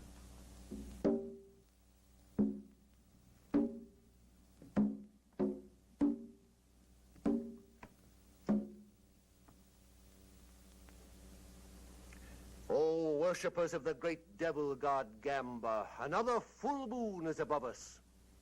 It is a time to pass judgment, a time to offer sacrifice, a time to test the unworthy.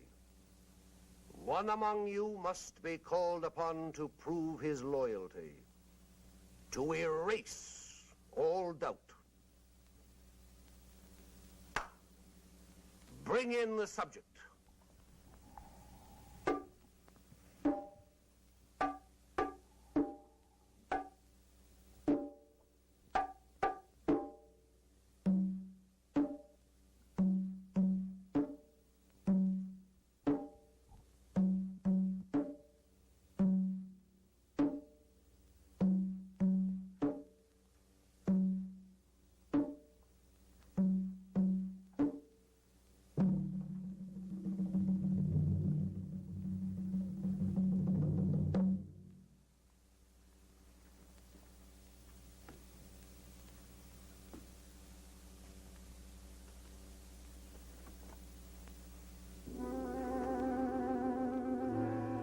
This young girl is to be the sacrifice. You stare at her without recognition, but there is one here who knows her. She was a part of his past. A past he should have deserted when he declared himself to Gamba. I did, I swear it. Why then did you enter these premises one night under the veil of darkness? Why then did you remove the pin from the doll, thereby administering the cure? I have not been disloyal. Bianca, tell him. You've got to believe me. Oh, great Gamba, he asks for your trust. This unworthy servant begs to be believed. It is for you to say.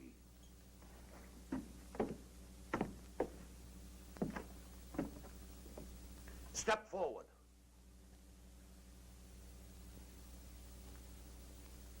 Prove yourself. It shall be your hand that turns the wheel. My hand?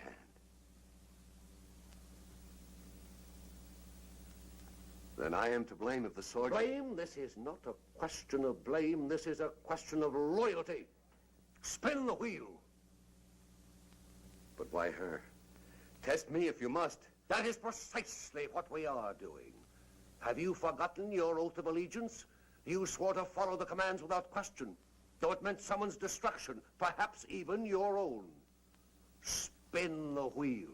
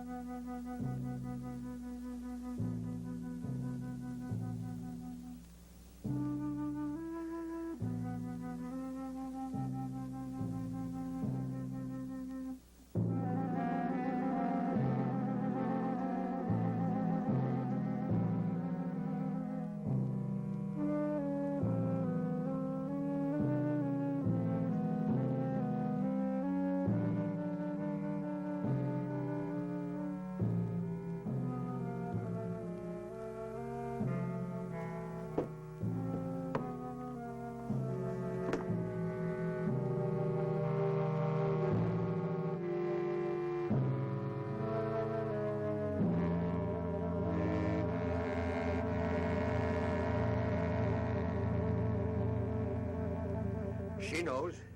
Look at her eyes. It's all her doing. I warned you of the danger, but you wouldn't listen. You speak of a choice. There's no choice here. That knife is set to kill. Murderers. All of you. Gamba! Gamba! Gamba! Traitor!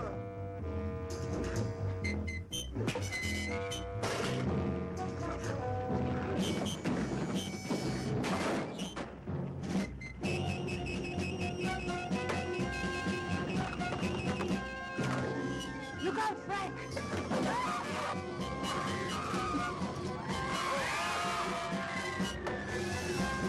R.I.P. Frank.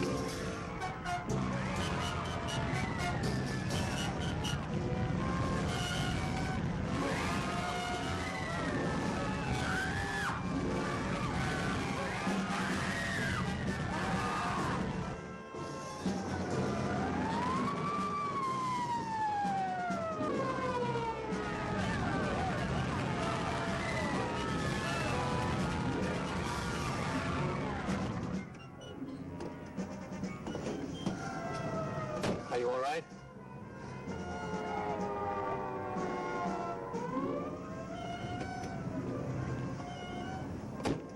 What was I doing in there? Never mind. The important thing is that you're safe and free of it. Are you free of it, Tom? Yes, darling, we both are.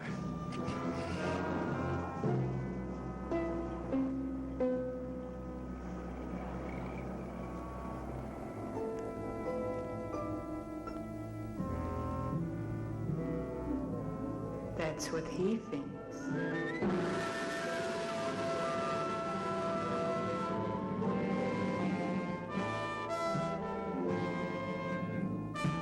Well,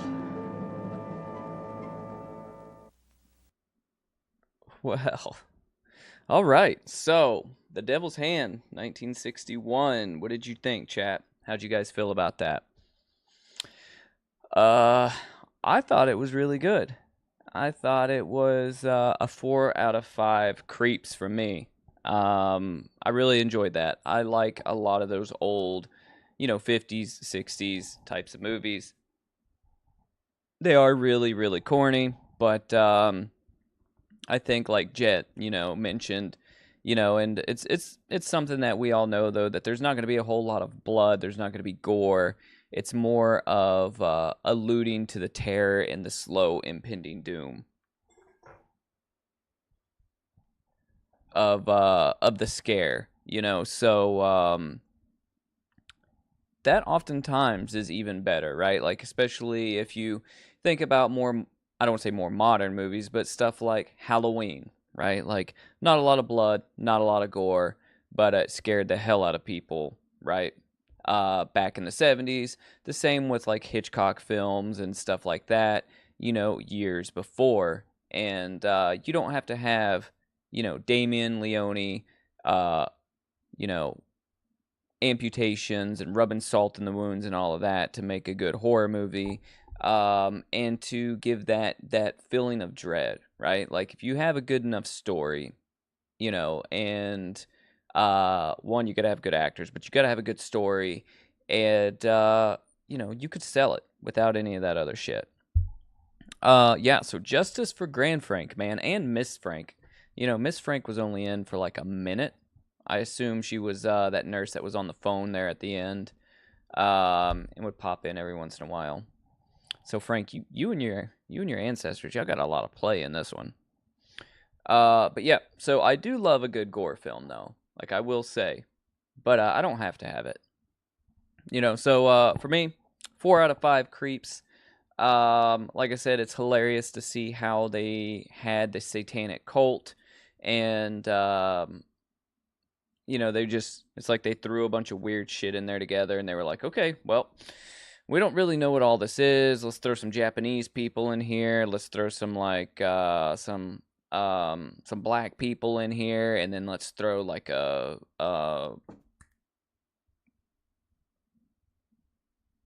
my gosh, the fuck is the name of that statue? I can't think of it now. A Buddha over here, right, and a dragon head above the altar, and some dude playing bongos. And this just seems like just weird. So it's got to be satanic, right? So the moral of this movie, Frank, is Rick knows that. Well, I guess that wouldn't be a good moral tell. So the moral of the story is that blonde is not better. Because there's at least a 60% chance that they are part of a satanic cult and they will destroy your life.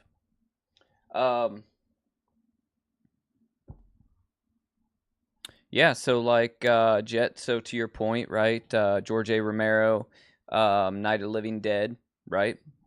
The whole God, what is that main actor's name? The guy that plays the main actor, right? He was like one of the first black leads, right? So awesome awesome to have diversity. Now, you do see a little bit of that weirdness in this where it's like, you know, she's like, my servant, and it's like a Chinese guy, you know, and like he doesn't speak. It's like, was that, you know, is that in you know, like, is that, I don't know, part of the times or what, right? I don't know, but you know, it's good to see. Obviously, older horror movies, especially when they have diverse cast, love it. Rick did want a good time, and you know, I think Rick was gonna get lucky from saving her from the satanic cult, Donna. I mean, right? So I think he got laid for joining it from Bianca, right?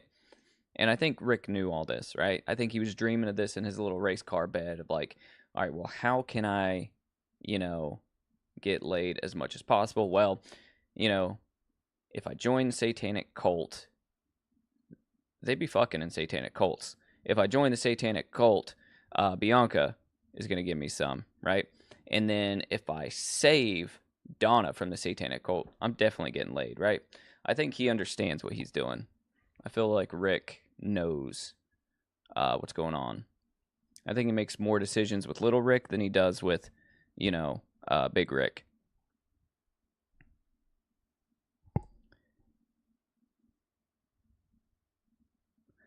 I am picking my race car bed over both. Sleep. That's what I'm picking, Frank.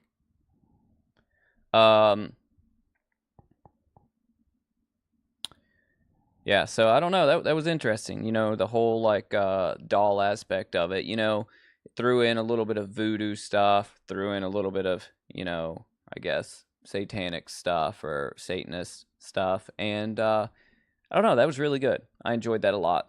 It'd be sick to find that poster, like an original. Because if you're new here in the chat and you don't know, I collect vintage horror movie posters, like originals. And that would be a cool one to have, you know, especially since it was a good movie. This poster here. I wonder if we can find that out in the... Let's look out in the thralls of eBay real quick. The Devil's Hand poster. Wonder what that would go for. Assuming there's... Let's see. Oh, I found one. All right, give me a second. I'll bring it up. $99. Sure. Huh. Okay, hang on. Let me get my email off screen here. Not that it matters because half of you guys have it, but 99 bucks. I need this. Look at this.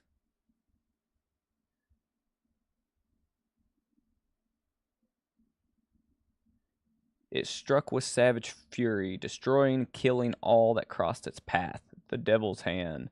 The men she loved lived to love no others.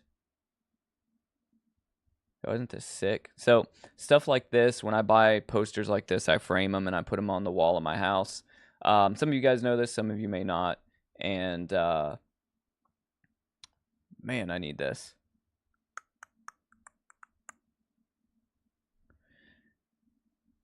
Oh, yeah, I need that. Okay, cool. It's not a want, it's a need, in my opinion. So, yeah, if you're interested at all in collecting original horror movie posters, eBay's a good place to go. You don't really find posters much in thrift stores, and if you do, they're not in good condition.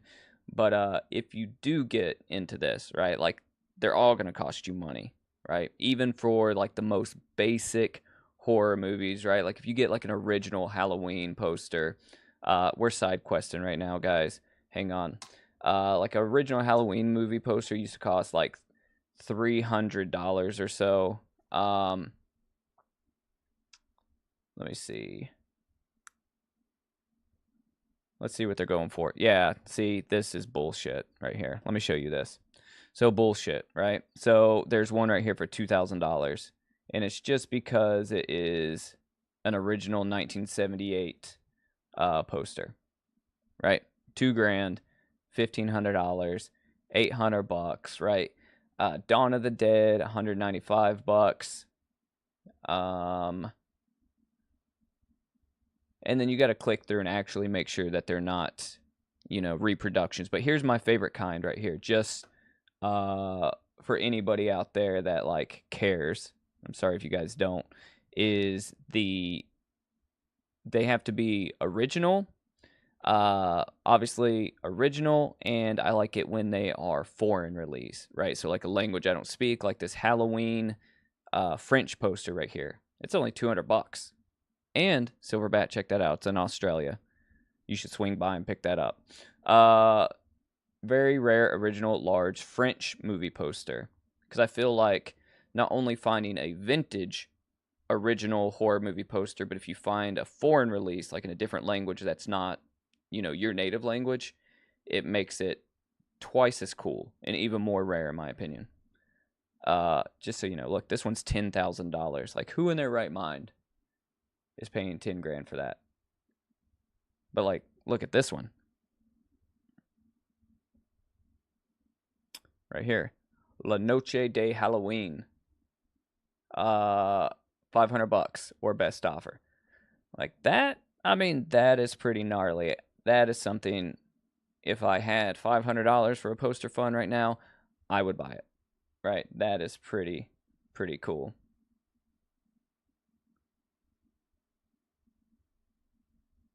That says Hespamex Films SA. Yeah, that one's really cool. So this is from, obviously from a Spanish-speaking country, but which one?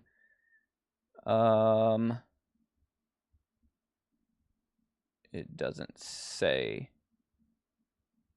Just says original Spanish movie poster.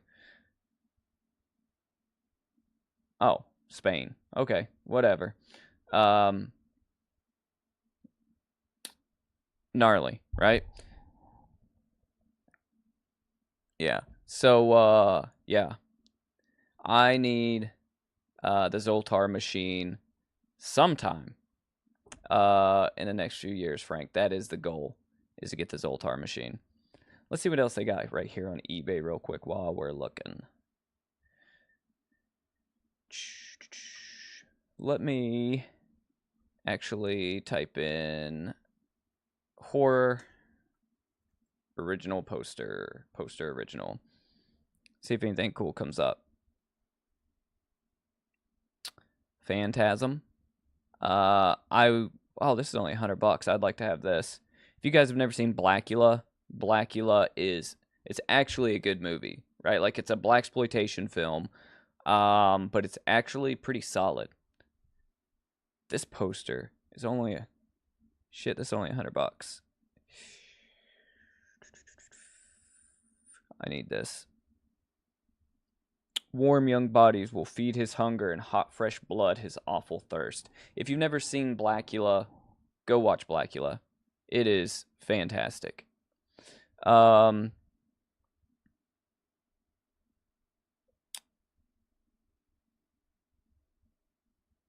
is this? Here's you a prom night. That looks like, yeah, you can bid on it. Right now, the bid's only $10, but that shit's going to shoot up in 6 days. Night of the Creeps. Original Friday the 13th, $275. The Mutilator. If you guys have never seen The Mutilator, I think they're remaking this movie, but this is a underrated gem. This is going to be on my next underrated horror movie video that I put out on the channel. This was actually filmed in Wilmington, North Carolina. So not far from me, a couple hours. But yeah, this is a fun one. If you've never seen that, I would highly recommend watching this movie. $65, and the poster's gnarly looking. Like, come on. That one would be sick to have too. This is probably a reprint if it's only $20. So this kind of stuff you got to be wary of right here, like this Texas Chainsaw Massacre 2, obviously looks like a reprint, but sometimes they make them look like replicas of the original, and you want to dig a little bit deeper and see if it says reprint or not. You can get weird shit like this. Vincent Price horror movie, $35, or best offer from 1974. This is an original. And for 35 bucks, that's not bad. And that actually looks like it's in pretty good condition. Now, when you buy old posters like this, I don't know if you guys do it or not, you're going to get like all these crease marks and fold lines. But to me, that just adds to it, adds to the character. And when you frame it, like, you know, it flattens it out so it doesn't look too crazy. Suspiria 200, popcorn 60 bucks. This is a killer deal right here. If you could get this Carrie original one sheet poster for $50 or anywhere under $100, if you could get that Carrie poster, that's a steal.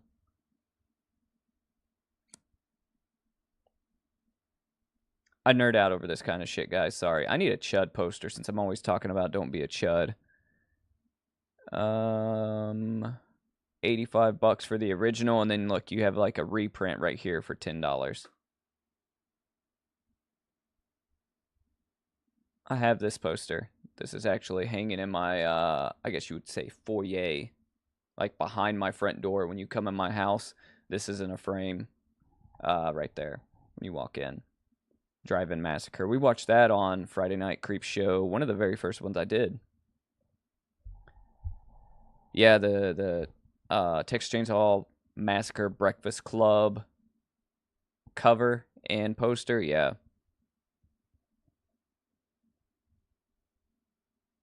Yeah, I guess you're right, Jet. I think it's just one of those things. Just one of those things, like it's labeled as blaxploitation. Hey, here's that movie we watched. Frank, remember the bat with the screaming bat or whatever the hell it was? When it flies, someone dies. This Vincent Price movie, 50 bucks. This would be cool to have. A 27 by 41 is pretty big, guys. If, you know, if you can't imagine that it's bigger than your standard poster by a little bit. I think your standard poster is like 24 by 36. So you would have to, you know, probably go somewhere other than like your big box store to get a frame. I normally have good luck at places like Michael's or like arts and crafts stores. In a violent nature. Ugh. The Burning, that'd be a sick one to have. $150, not bad.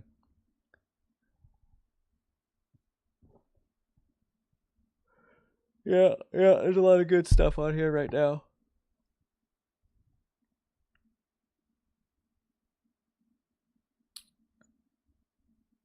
And I mean, there's some cheap stuff too if you want to like dip your toes in it, right? Like Prince of Darkness, $35.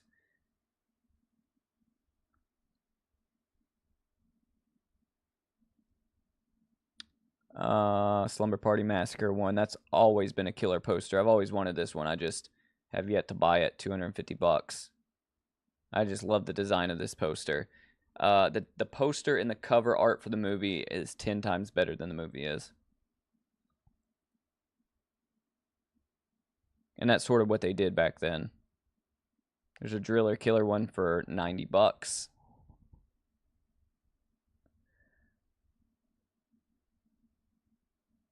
The Terror. Here's that movie, Frank. We also watched this one, remember, with old Jack Nicholson. We watched this one on the Friday Night Creepshow. $235 for this. How big is that? 22 by 28 inches.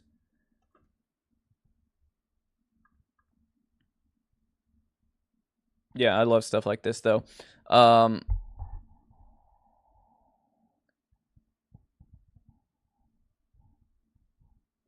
Yeah, this is sort of what I geek out about. This is the second thing I collect.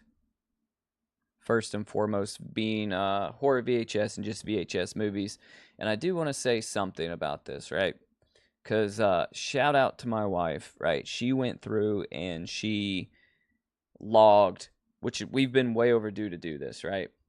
She went through and she essentially logged all the VHS we have. She went through the entire house, my studio, the other places that we keep VHS, went through boxes, and wrote down all the VHS that we have. That way, when we're out thrifting, because if you don't know, we thrift every Thursday. I'm always on the hunt for physical media, always on the hunt for VHS. That now I basically have a little spreadsheet that I can look to see if I have a movie or not, right? So I can just type it in, like, find my whatever, right? Or like I do, like, find in the spreadsheet, right? And I type in, like, let's say Halloween 4, right?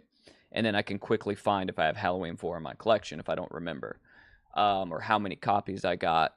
Now, the only thing I do want to do that she didn't do is I want to go through and I want to maybe put like the condition of each VHS, because a lot of times I'll buy 3 or 4 of the same movie depending on if the slipcover or the clamshell or the cassette is actually in bad condition.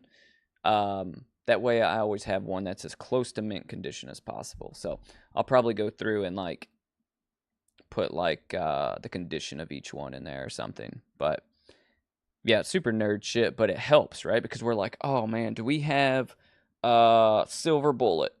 I know I have Silver Bullet because it's actually right here above me, right? And I look at it all the time. Am I lying? I thought I had Silver Bullet right here. See what I mean? I did have Silver Bullet here. I need to revert back to my spreadsheet right now. I know I have Silver Bullet. It's probably over here somewhere, right? But yeah, like, it's like, okay, well, do I have, I don't know, whatever, a fucking eccentric horror movie, right? And then I type it in, it's like, oh yeah, I've got 2 copies of that. Yeah, to the Cinema Creep spreadsheet. Yeah, so obviously, you know, she enjoys horror movie just like I do, right? Just like the rest of us here at Cinema Creep. But I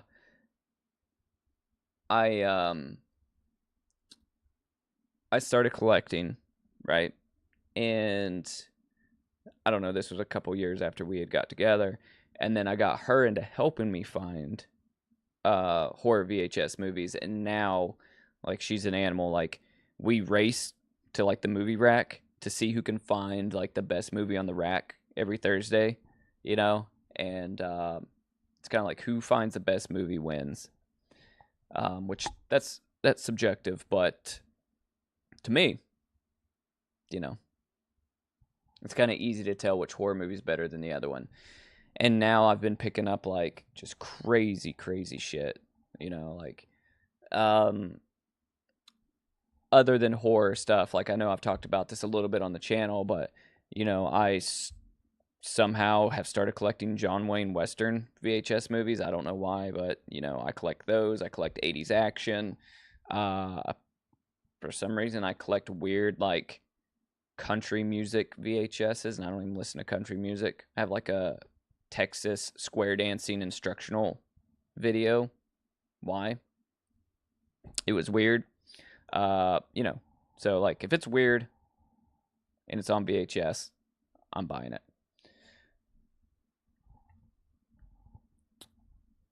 But yeah, so and DVDs too. Like, I didn't used to buy DVDs.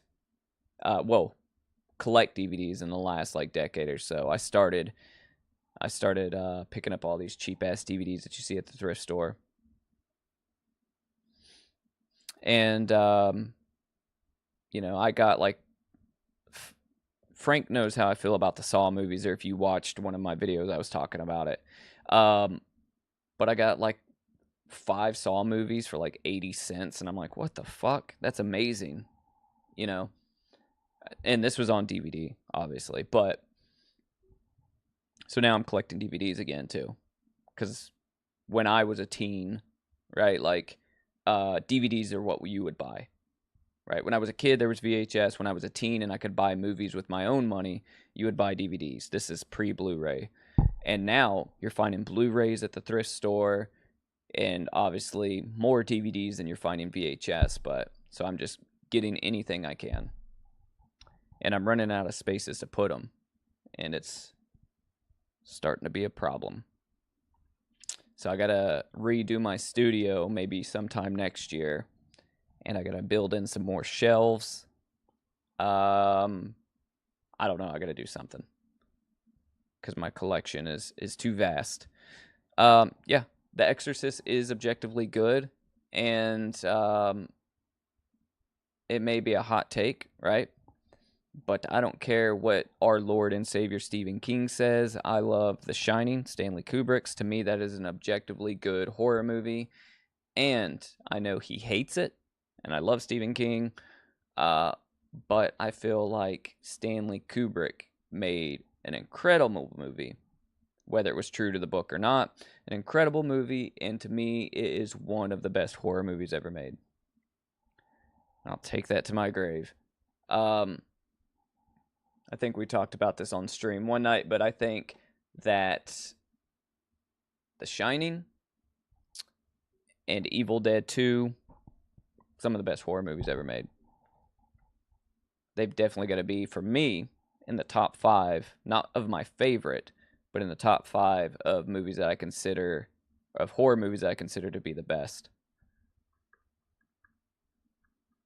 All right, so let's do this. What time is it? 1:30. We've been streaming for about 2 hours and 13 minutes. This stream has flown by so far. I would like to talk for a little bit about what we're going to watch this week for the Cinema Creep Film Club. And then after we get this out of the way, we can try and find something else short to watch on YouTube or something. But let's go to Tubi. And since everybody has Tubi, or everybody has access to it and it's free, right? That's where we're going to pull our Cinema Creep Film Club movies from. Are you talking about the hoodie I'm wearing right now, Frank? So, I can show you. Let me show you. This is actually a hoodie that I made. So if you go to my website, this is not a sales pitch, right? All right, so let's navigate my website real quick, and then we'll go to Tubi. All right, so here's my website. It's just drucifer.com, right? This is for all types of shit I do, right? So if you go up here to the top, there's obviously, you may or may not know this, photographer, videographer, for many, many years, right? I shoot landscapes, I shoot bands, I shot weddings, I shot just portraits of people, all types of shit. You can click through here to see any of that if you're ever interested. But there's the Cinema Creep store, which is right here where it says Cinema Creep, right? And then there's the other store, right? The Drucifer store, where I sell some photo prints, I sell merch, and like presets and LUTs for photos and stuff like that. Right? So if you go here, oh no, does this not work? Okay, it does work. This hoodie that I'm wearing is this one. Right? So this is my thrifting hoodie. Right? So it has because when I thrift, I'm always looking for oddities and stuff like that. It has a jar of eyeballs on the front. And then on the back, it's got a jar of eyeballs on the front. And then on the back, it has this curio cabinet. It says thrift till death every Thursday, 10 minutes before closing. And has a whole lot of oddities in this little cabinet here. Right? Now, the funny part about it is that every Thursday, 10 minutes before closing, this is an ongoing joke between me and my wife. Right? So she will take us into a place 10 minutes before they're closing, and we'll be digging through stuff, right? And we're always like, I'm like, we don't have enough time to get there. We don't have enough time. And she's like, well, they're open for 10 more minutes, so let's just go in there. And yeah, so that's kind of the ongoing joke. So every Thursday, 10 minutes before closing, because we thrift every Thursday. We call it Thrifting Thursday. And then, you know, there's also a woman's crop top Thrifting Thursday shirt for anybody out there that likes crop tops. They're actually in white as well. Frank, if you ever want a crop top, here you go. Go thrifting at Goodwill in a crop top. And the most gnarly thing of all is, where's it at? Oh, shit. I can't find it. I have a bag somewhere on my website. It's oh, I know where it's at. It's in accessories right here. There's a thrifting coffee cup. And there's also a thrifting bag, so when you buy shit, you can put it in this bag. It's the same print. Yep. Thrift till death every Thursday, 10 minutes before closing. Yeah. Cool. And like I said, not a sell pitch, but Cinema Creep website does have Afterpay now. So if you ever want to buy any merch and you don't want to spend a lot of money, split that shit in 4 payments. That's brand new, by the way. I didn't used to offer Afterpay. I didn't know I could. So I need to go through and make like an actual Cinema Creep website where it's not drucifer.com/Cinema Creep. It's actually just cinemacreep.com. But, yeah. Okay. Anyways, enough of that.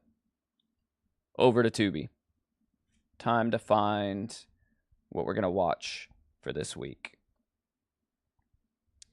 Okay, so, do you guys want to watch something that's holiday themed for Thanksgiving, or do you want to just watch whatever? Because we could find a Thanksgiving themed movie that's not Thanksgiving. I just watched that. But we could watch a holiday themed one, or we could watch whatever. What are you guys thinking? Does anybody have any ideas of movies? Feel free to throw it out in chat. Because this is collectively for all of us to pick something. Not for me to pick something and us watch it. So Jet, Chuck, Frank, Silverbat, anybody else out there in chat? Do y'all got anything that you would like to watch or that you've already seen but you want all of us to watch? And as everybody's thinking, I mean, I can come up with something, but as we're thinking, I'm just going to scroll down Tubi and see. Let me see. What did you say earlier, Jet? You said something. Night Flight. It was actually Silverbat that said Night Flight. Free on YouTube. So let's look at Night Flight. Let's see if it's on Tubi.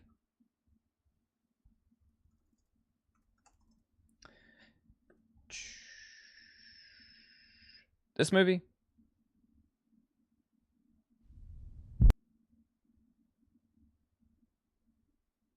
I don't think this is the one you're talking about.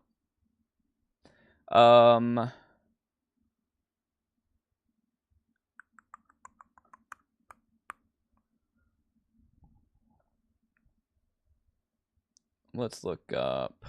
Hang on, let me look it up on YouTube real quick. Night Flight.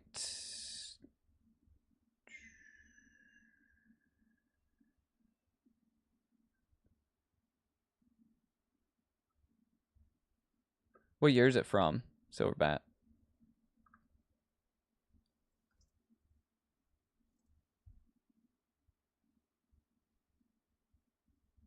Are you talking about... You're not talking about Night Flyer, are you? The Stephen King one?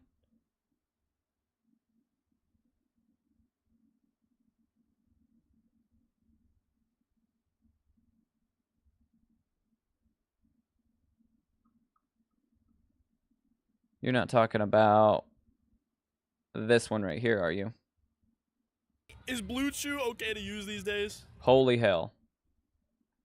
Because I'm seeing Night Flyer on YouTube when I type in Night Flight. The Night Flyer. This one. And I've actually never seen this. Like, I know about the movie, but I've never seen the movie, if that makes sense. Yeah, The Night Flyer. Oh, you're good. So, Frank, have you ever seen this? The Night Flyer?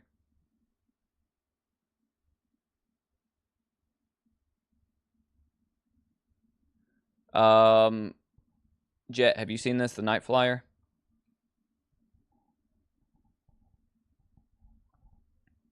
It is about a reporter is on the trail of a vampiric murderer who travels by plane.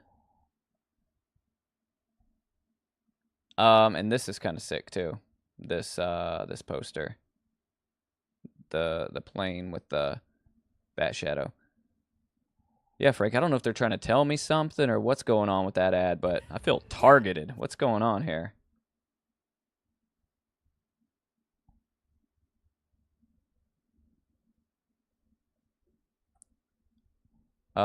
Night Flyer. So I've never seen this. Jet's never seen it. And Frank hasn't seen it. So maybe this is what we should watch this week. If Silverbat wants to rewatch it to talk about it next Friday night. This is directed by Mark Pavia. Or Pavia. I'm terrible with names. Who also is known for Sick Nick, Fenderbender, and Slice.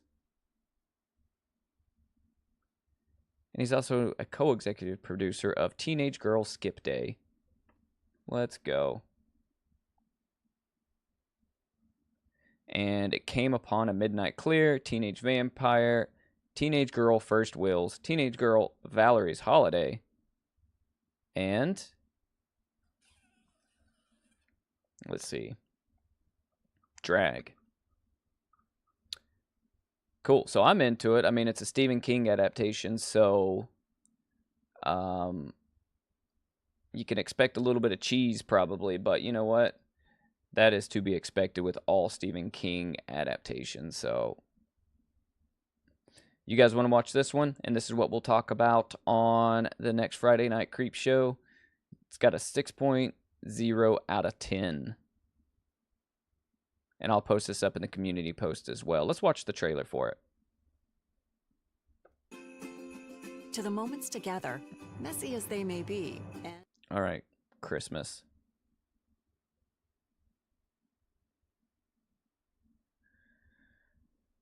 Okay, here we go. And to give. In remote airfields, he strikes. You can't see him. You can't hear him. No matter how safe you think you are, he'll find you. A tale from Stephen King, the master of horror. He scared you before, but never like this. Stephen King's The Night Flyer. Available only from HBO Home Video. I'm intrigued. To the moments together, messy as they may be. Frank said, hey, there's lightning, so he's in. You know, so that's all it takes for Frank. It's a little bit of fog, a little bit of lightning. Devil women talking to people in their dreams, and Frank's in. He's there. Here you go, Frank. I've got a little bit of lightning for you going on in the studio, maybe. Let's see if we can make some lightning happen.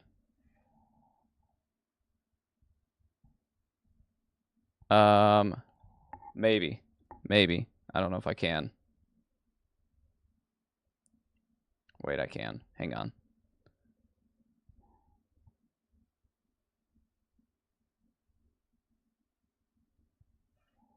There it is. There's the lightning. Now I just need the sound effects to make it spooky in here. So, in the fog too, right? Like we need that atmosphere. We can make that happen as well. You give me just a minute. And it can get real spooky here in the Cinema Creep Studio. So the Night Flyer, that's what we're going to watch for the second film of the Cinema Creep film club. So I will post that up in the community post so you guys don't forget, or anybody that didn't tune in tonight can watch. Wonder where Nick's at. You know, I'm a little bit concerned. I have not seen Nick in like 2 weeks. Now, the fun part about all this fog here, right, is like what's going to happen is it's going to get sucked straight into the fans of my PC. And, you know, it's going to be a problem.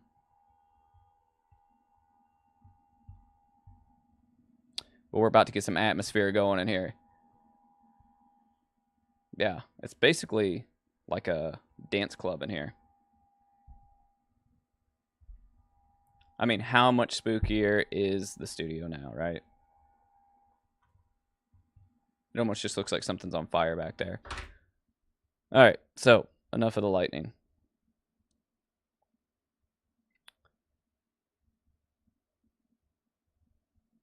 Back to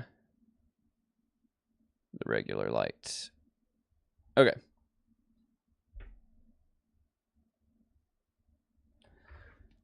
Yeah, so let's see if we can watch something else short on YouTube real quick while I am waiting for this to get sucked up through my PC and blow it up. And I wonder if we can watch Coven, because it's on YouTube, Frank.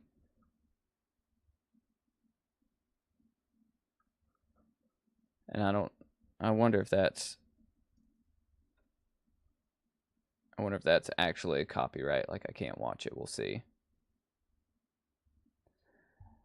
All right, so everybody out there in the chat, do you guys know about Coven from Mark Borchardt?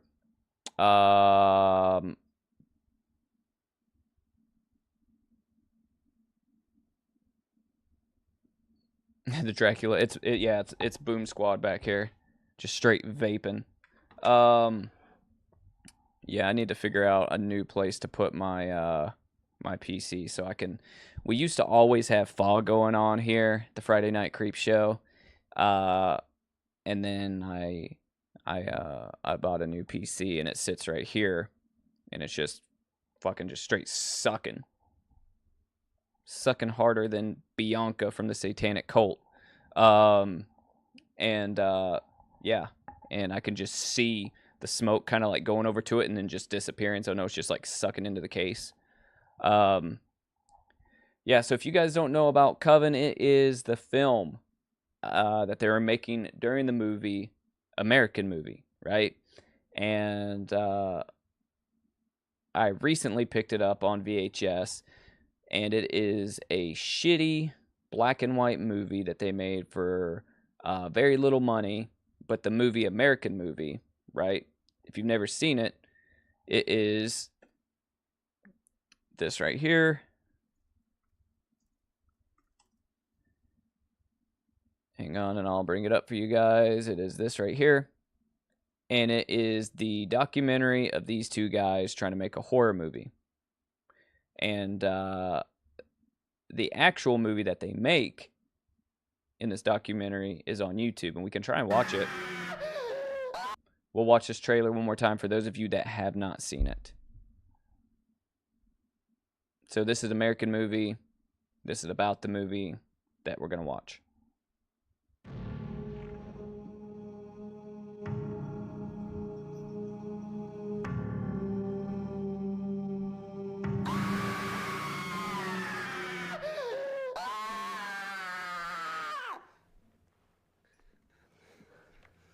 That was wicked, man.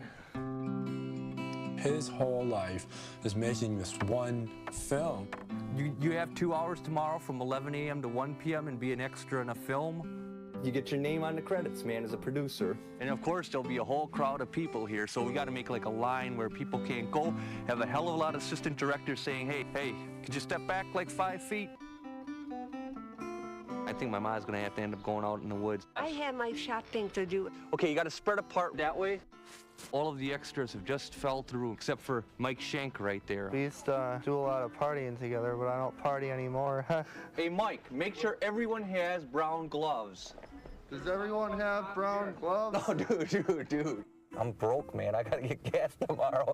And dude's talking about making a feature film. The name of the film is Coven. Coven. Coven, that's the proper pronunciation. No, coven sounds like oven, man, and that's just, it doesn't work. She wants to be in your film, Bill. Oh my gosh.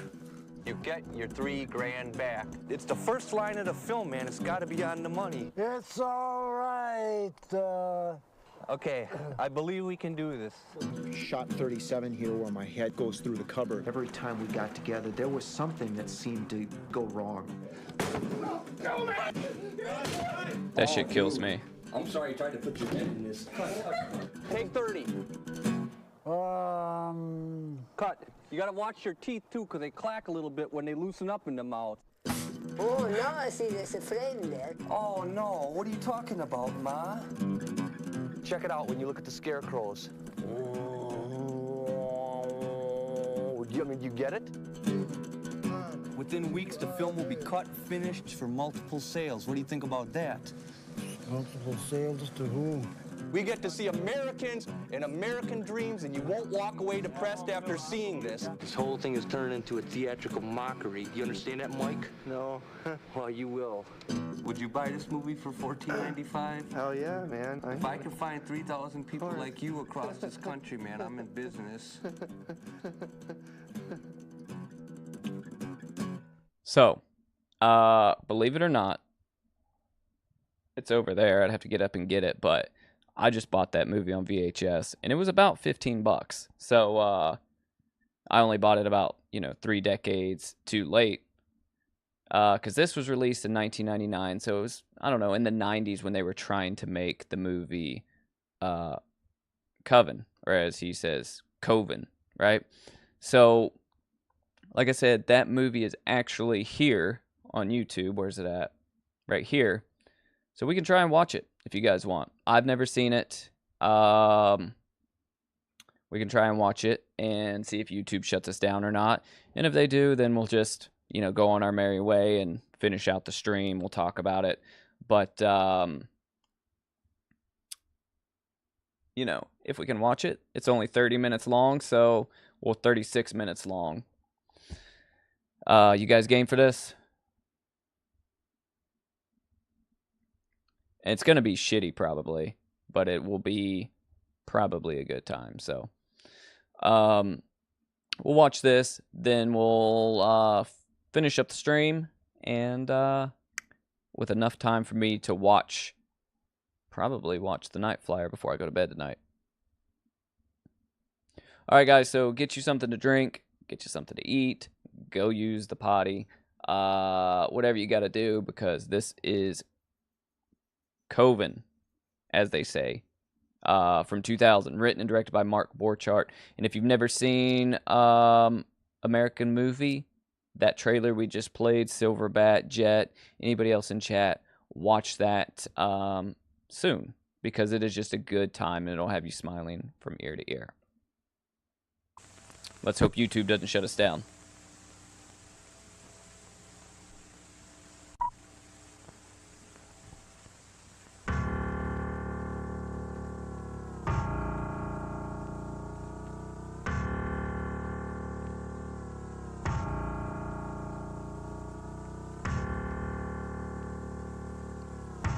Oh, shitty horror sometimes is just as good as good horror, Jet.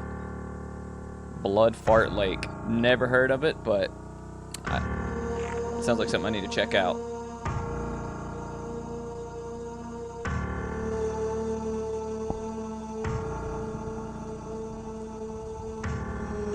Frank, I feel like we're gonna get shut down.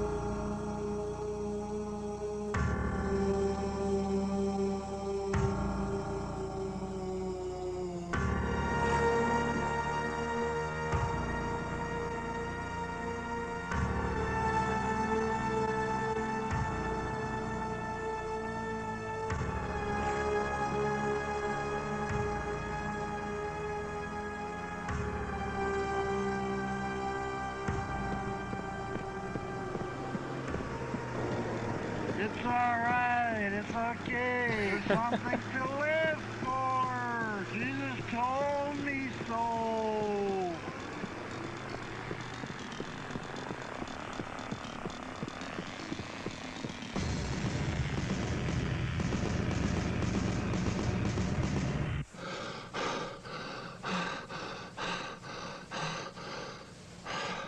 Hey, let me tell you something. As much as you want the article is as much as I want the cash. You'll get the goddamn thing on Friday. Fuck that. Listen to me, man. I don't got shit. I'm fucking smoking lights right now, okay? You'll have your goddamn article, alright? At least I got you. And, 1, 2, 3. 3 of you. Allegedly assumed to get me out of this fucking tragedy, which I'm facing by Friday. Oh my God.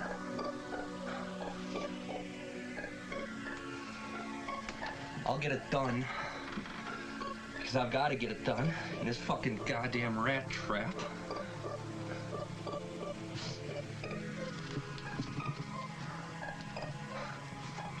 This ain't a fucking light, this is a fucking shit. Fuckers! God damn it! I can't believe this is my fucking life, man. Okay, I gotta get this shit done, man. Cut the fucking bullshit, come here. Come here, a little bit of you. And don't make me regret this, man.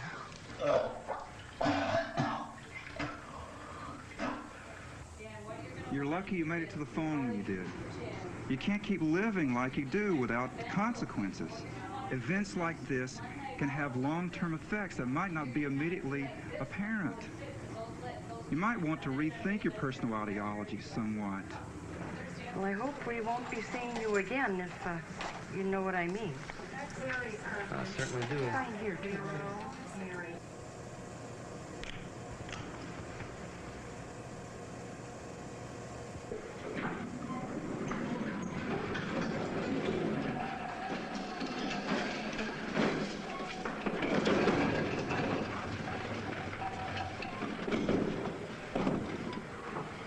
Sir, could you please hit floor number 2? Hey, thanks a lot, man.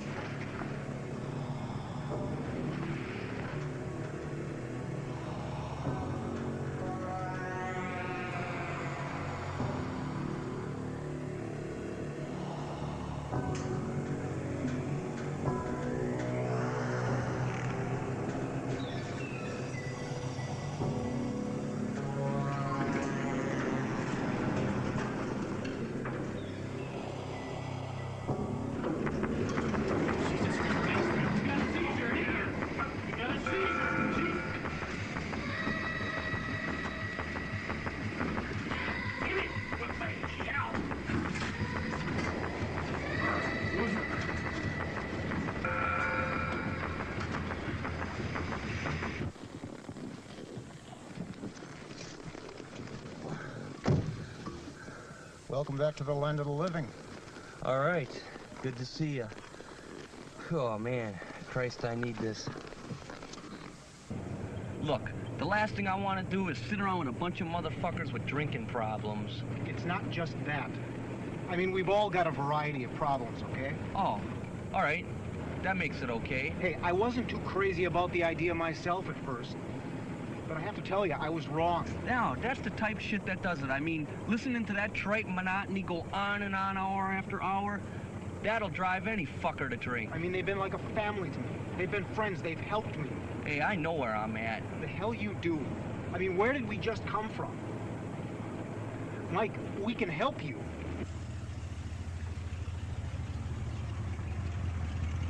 All right. That's it. A deal's a deal. I'll call you tomorrow morning.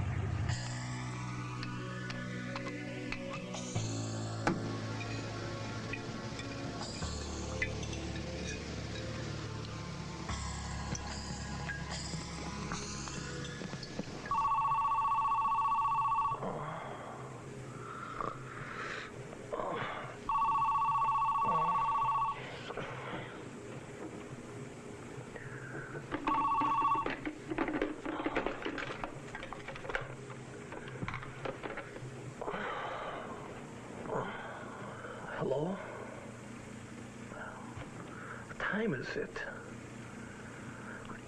Man, it's like about 12 hours away. Yeah, I know. I said I'd go. I'll go. Right. Okay. Yeah, well, call me then, all right? Okay.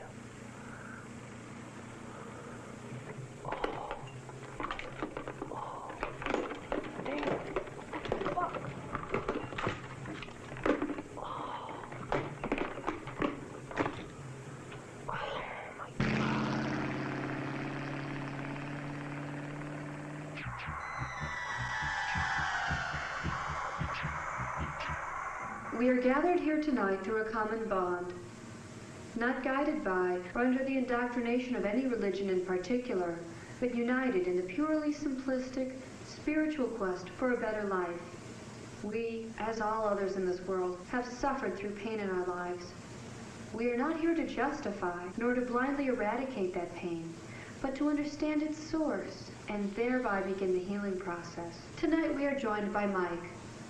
We pray for him, and pray that this is a new beginning for him. Loneliness. That's what brought me to this group. My mother died when I was just a kid, and my older brothers took over for me, and my little sister, they took care of us. And I have no fucking clue what's going on. Away from the foundry, and he was too tired for kids. It's my husband's the one who's really got the problem. I'm just the one who has to live with it.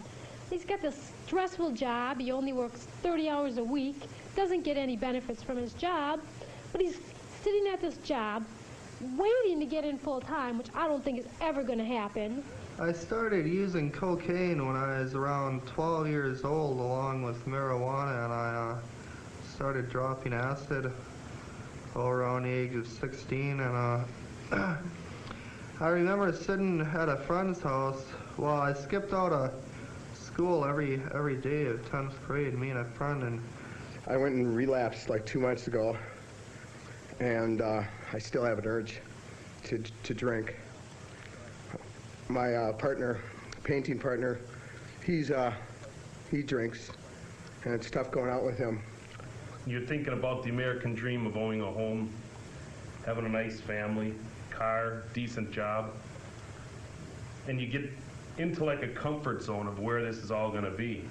It all seems so real. But after a while, things start to go the opposite way, and then all the stress is making him sick. He's getting stomach aches and headaches and running to the doctor all the time, getting medication and doctor bills, and that's money we don't have because he's not working full time. He thinks, oh, if I just stick it out, he says, I'll get in full time, I'll get all these benefits, but it's never going to happen. Well, I remember one time in particular, after smoking all that marijuana, I had kind of lost control, and I dropped a hit of acid. And this group has been my family, my brothers and my sisters. Bless you all. Thank God for this group. The old vodka in the pants trick. Whew. God helps those who help themselves, man.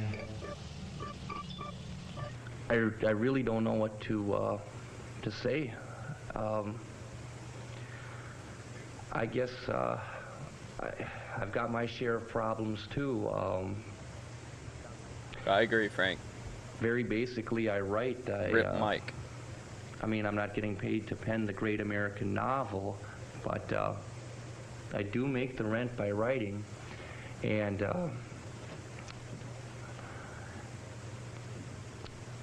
I guess it keeps my head above the water, and ultimately that's what counts. What do you think? Hey, what do you think about it?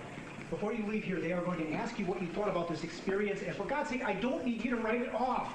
Now, they're friends of mine. They're friends of mine. All right. And they're going to ask what you thought of this, and they're trying to help you, and I want you to give them a civil answer. It's just a damn meeting, man.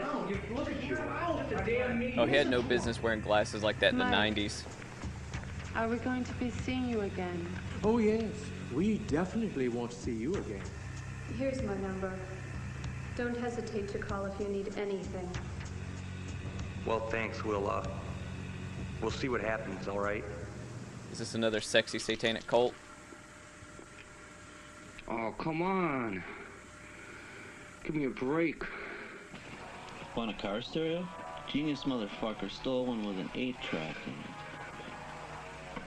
I says, you'll get all fucked up. Can't be doing business. I mean, if you're gonna drink on the job, you gotta expect consequences. No, thanks, man. I can't even afford to run my car, man. What am I gonna do with an 8-track? The usual? Yep, that'll do me. Still do the trick, huh? Yeah, it keeps me awake, you know, and that, well, stay alert, stay alive. That's like the off-brand Tom Savini right there. Saw my ma the other day. She was bitching about her new apartment. I mean, if you're gonna worry about suspicious activity, what the fuck you doing living next to a park?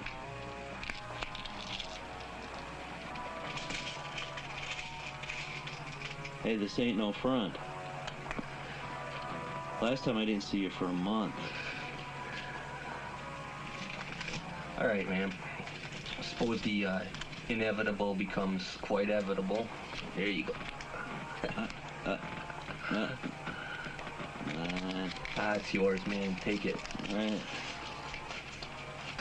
So otherwise, man, what you been up to? I like the view, man.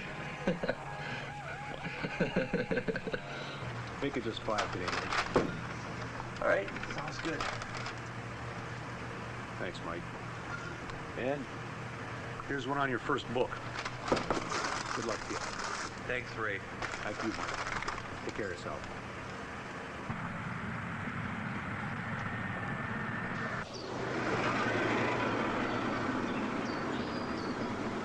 Yeah, Tom Savini wasn't a bad actor.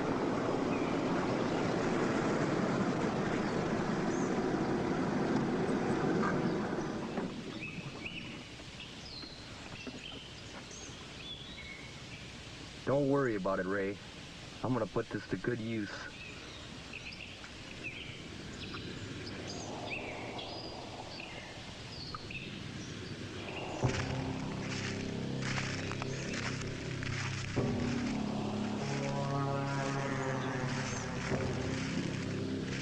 You're talking about in, that was in The Burning, right, Jet?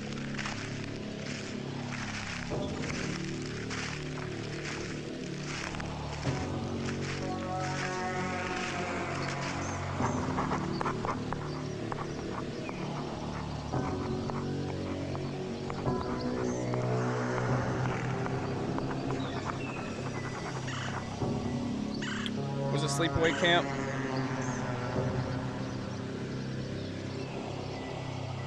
Alright, Silverbat. Appreciate you coming in if you can't come back. See you next Friday if you can't make it back.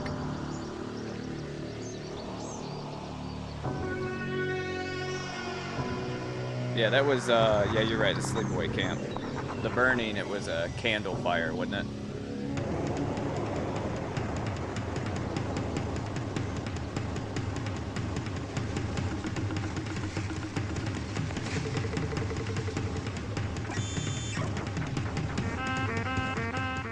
Black robes, black cloaks, satanic cult.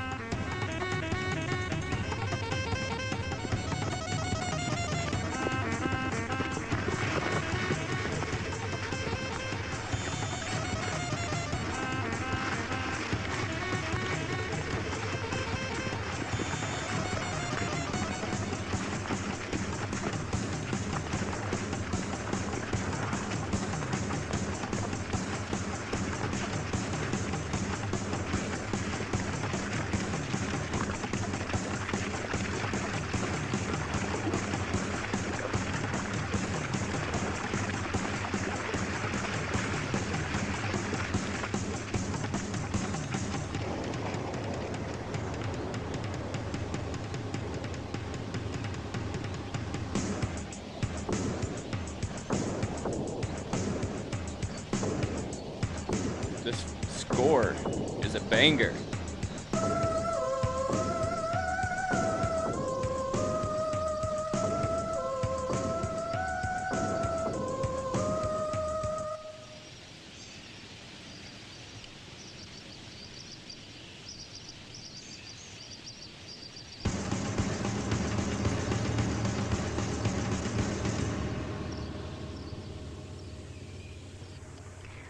course, the first meeting is a big step, but as we all know, showing up the second time is most telling. So, in our own little way, we celebrate that.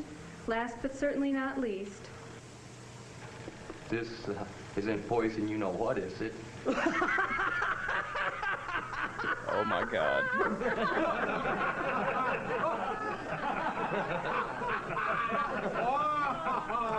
Here's to you, Mike, and a new life. Here's to you, Mike.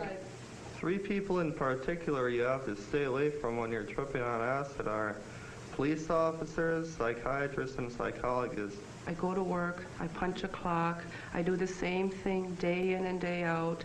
I punch out at nighttime, I go home, I start drinking. And I keep eating the downers, and then I hit my dad's medicine cabinet, and I'm popping more downers, and before you know it, I'm in a slump. Sometimes I go out, sometimes I don't. If I want to, I make an effort. If I don't, I figured, fuck it, I don't care. Who the hell cares? You know, everything closes in on you at once. Everything. If it's not the wife, it's the kid. If it's not the kid, it's the job. At first, I didn't want to come to these worthless meetings of yours. I figured, just stay away. These people can't help you. They're as fucked up as you are. I used to get busted a lot for going into my day program drunk, so I went in there on 3 hits of acid just to prove him wrong. I feel like Mike is speaking truth from the I heart. don't need your worthless meetings. I can do whatever I want. It's my life. I can live it any way I want. As every one of you know, I've tried to kill myself twice. And as you can imagine, I hate myself for it. You gotta bottom out. When you hit bottom, that's what counts. It's an out-of-body experience, and that's what you need, damn it. You gotta get low.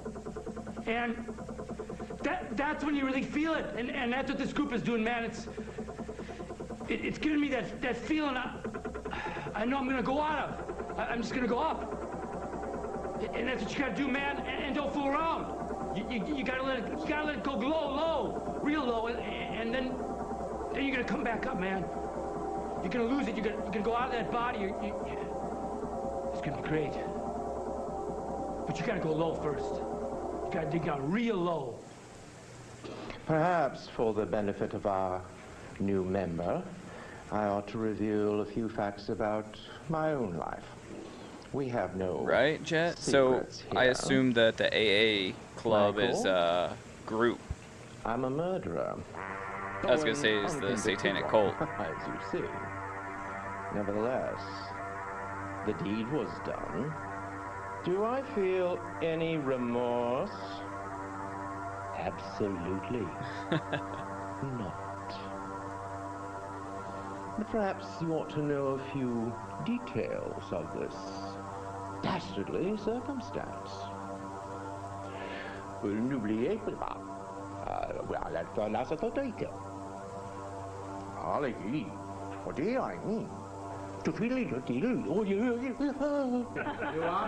Some Charles Manson shit right there. Mike, are you all right? Are you all right, Mike?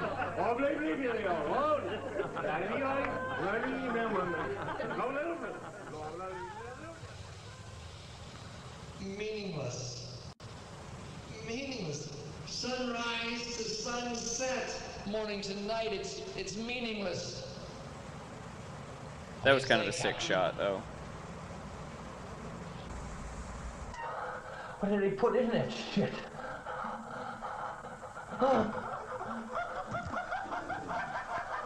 Surprise! Top of the evening, Mikey. Cut out a tad early on us, did you? And without a hint of due explanation. I don't believe you heard the full gist of my story.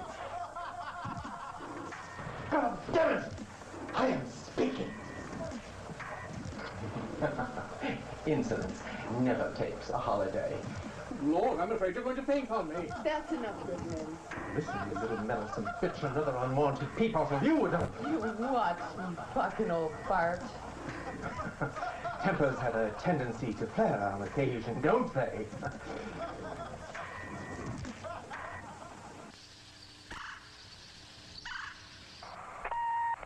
Mike, where the hell did you go? You just disappeared on us. Is something wrong? I don't know, you get fired from every job you got. You must be doing something wrong. Obviously the majority isn't doing something wrong. What's the matter with you? You don't need me to tell you how you look bad. Look, you want to end up like the rest of these clowns here?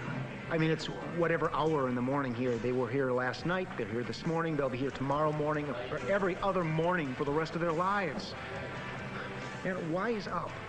The group helped me. Desa helped me. They all helped me. I mean, I got it under control now, but you don't. Don't give me this fucking bullshit of yours, man, about this fucking group or whatever, man. I'm talking to you. I'm not talking to them. I don't need their shit. No, don't look like that, man. I'm telling you, something's wrong. I've done something. I did something. I don't know what it is, man. And I'm talking to you. I'm not talking to anyone else, man, but you. Let us help you. Go with it. Listen, I need help. I'm fucked up. Something happened, man. All right? Can you just fucking roll with that for once, man? Listen, man.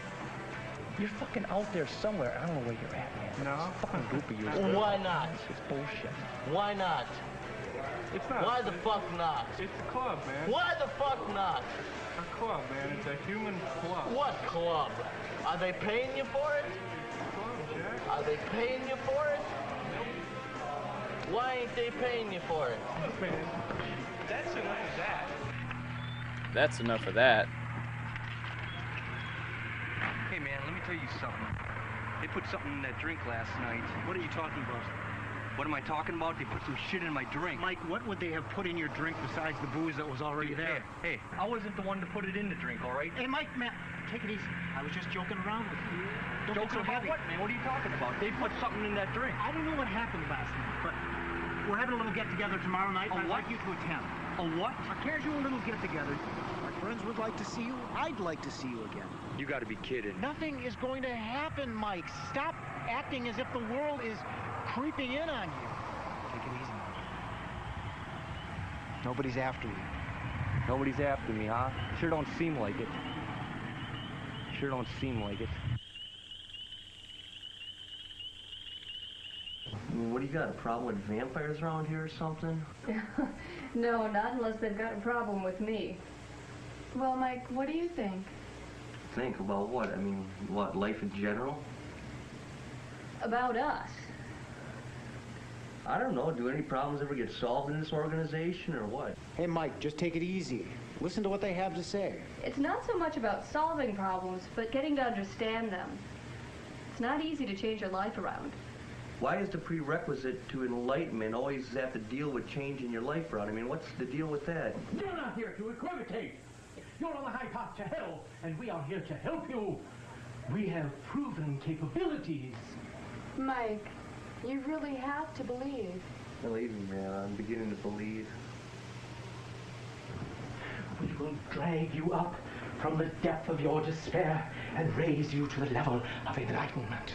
We'll strip away that dark, destructive excrement which you call life, and we'll take it and destroy it. And then we will breathe new life into you. Green skies and blue grass. You've made your point already. Yeah, he's actually kind of solid as an actor. We are gathered here tonight to beg redemption for this lost soul. We urge you to mandate a change within his soul and his psyche. We understand true change as you do. You have graced us with your presence and your love, and now we ask that you do likewise for Michael. Amen. Mike, I want you to go to a place now, a place you've never been before, a place you want to be. Hey, I'm already there. What do you see? What do I see?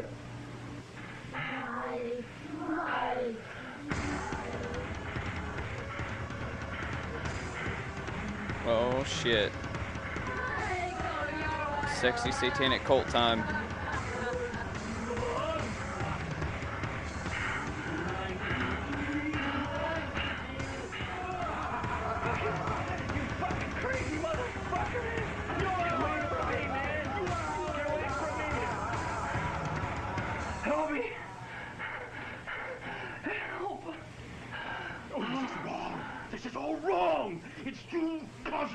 too damn claustrophobic.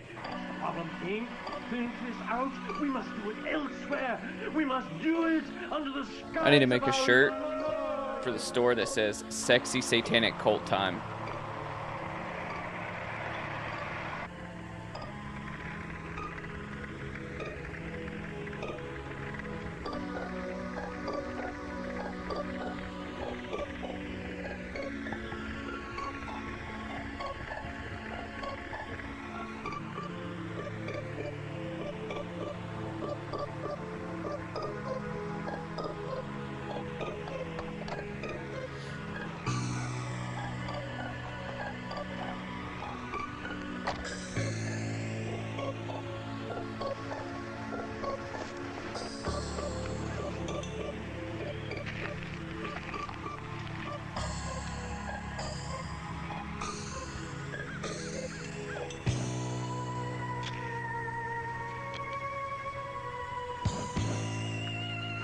Frank, we're more of a cinema cult.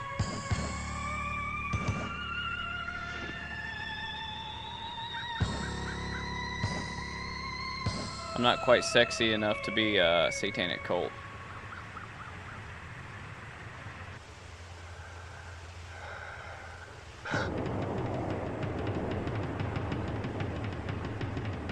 Sexy satanic cult time.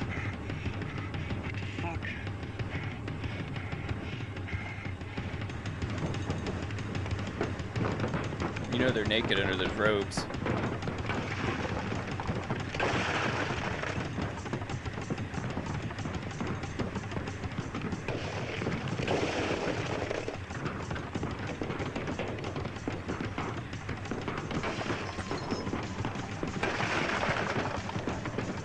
Just a bunch of Satanists going commando in their cloaks.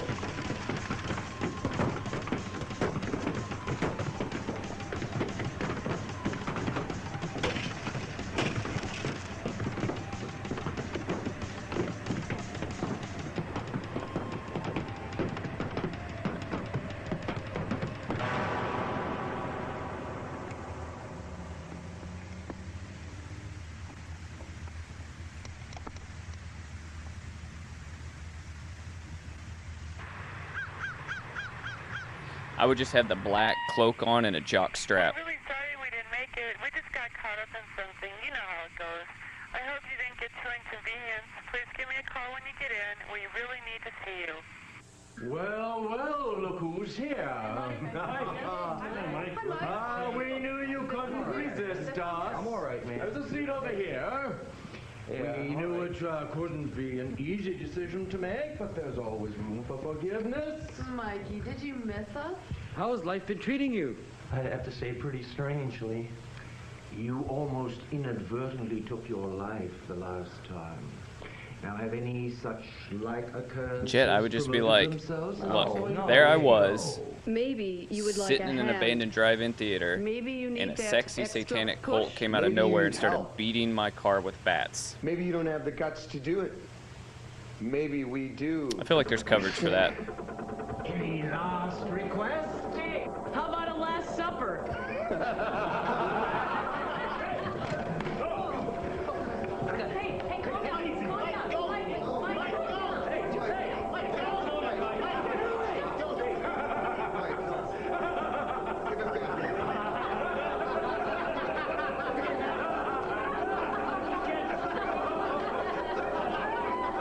I'd probably stop going to those AA meetings. I don't feel like they're good for him.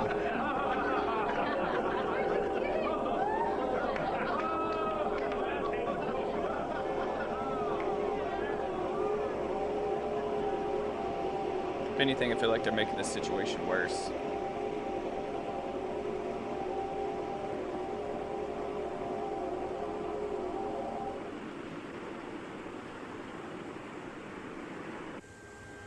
You should have at least given us a call. I just had to be alone. It's just one of those things, okay? We know that, but you shouldn't have left us in the dark like that. Hey, what's done is done, all right? Is this where he We're smashes just his looking head, out Frank? for you. We don't want you to cross the point of no return. Man, that takes the cake. You didn't want me to cross the point of no return. What the fuck do you know about the point of no return? How's the writing going?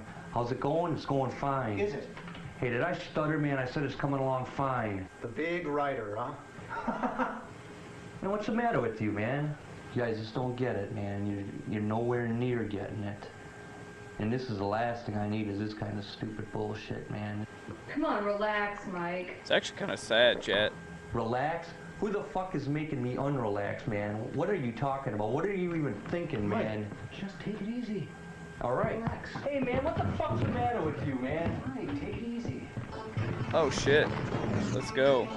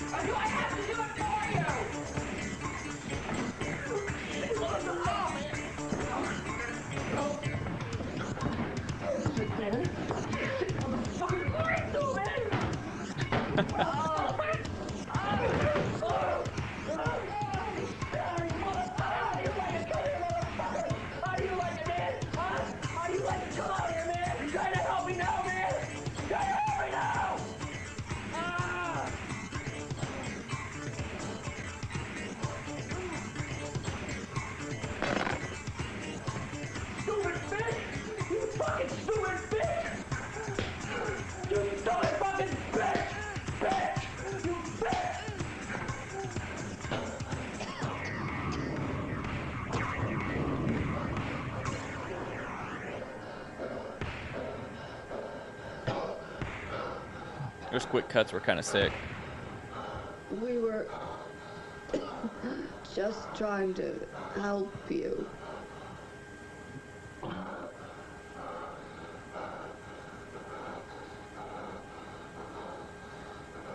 Yo, what's up, Samantha? Let's go. Alright. So that was fun.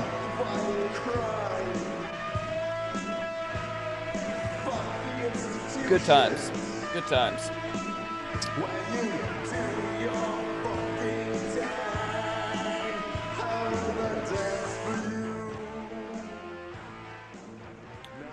So,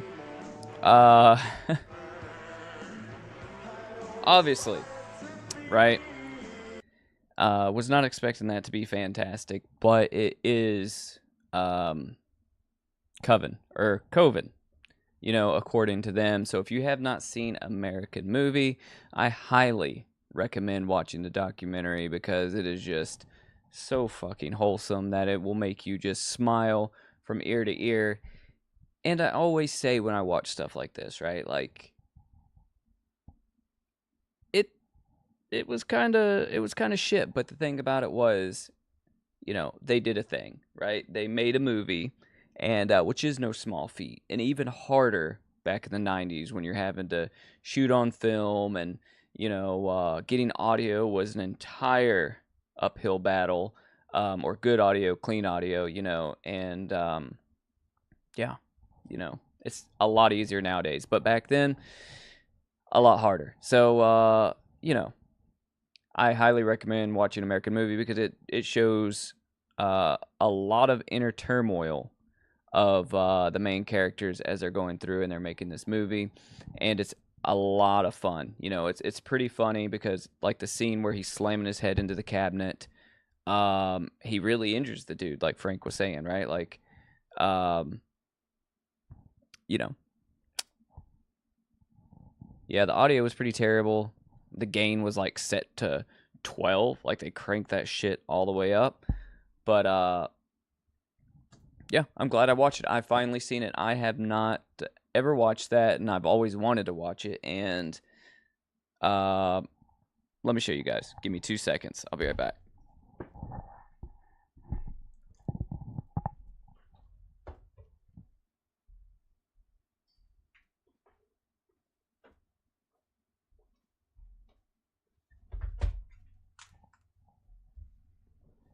Alright, so check this out. This is what I was talking about earlier. I get my fucking headphone cord out of the mix of everything here. Alright. There we go. I got it on VHS. And like they talk about in the documentary, this documentary, he's trying to sell these for $14.99 or $15 a tape back in, I guess, the 90s. And I probably paid that much for it like a week ago. And I gotta say, was it worth the $15? Not on its own, it's not, right? It's only worth the $15 because of watching the documentary, right? So, the documentary is what makes that short film good. With the teeth clacking, yeah. So, that's pretty much it for tonight, guys, for this Friday Night Creepshow. But what we're going to do is we're going to recap a couple things, right? So we watched The Devil's Hand from 1961. I thought that was really good. Thought it was really solid, chat. I don't know about all you guys out there. I thought it was a solid 3.5, maybe even 4 out of 5 creeps. That was really good.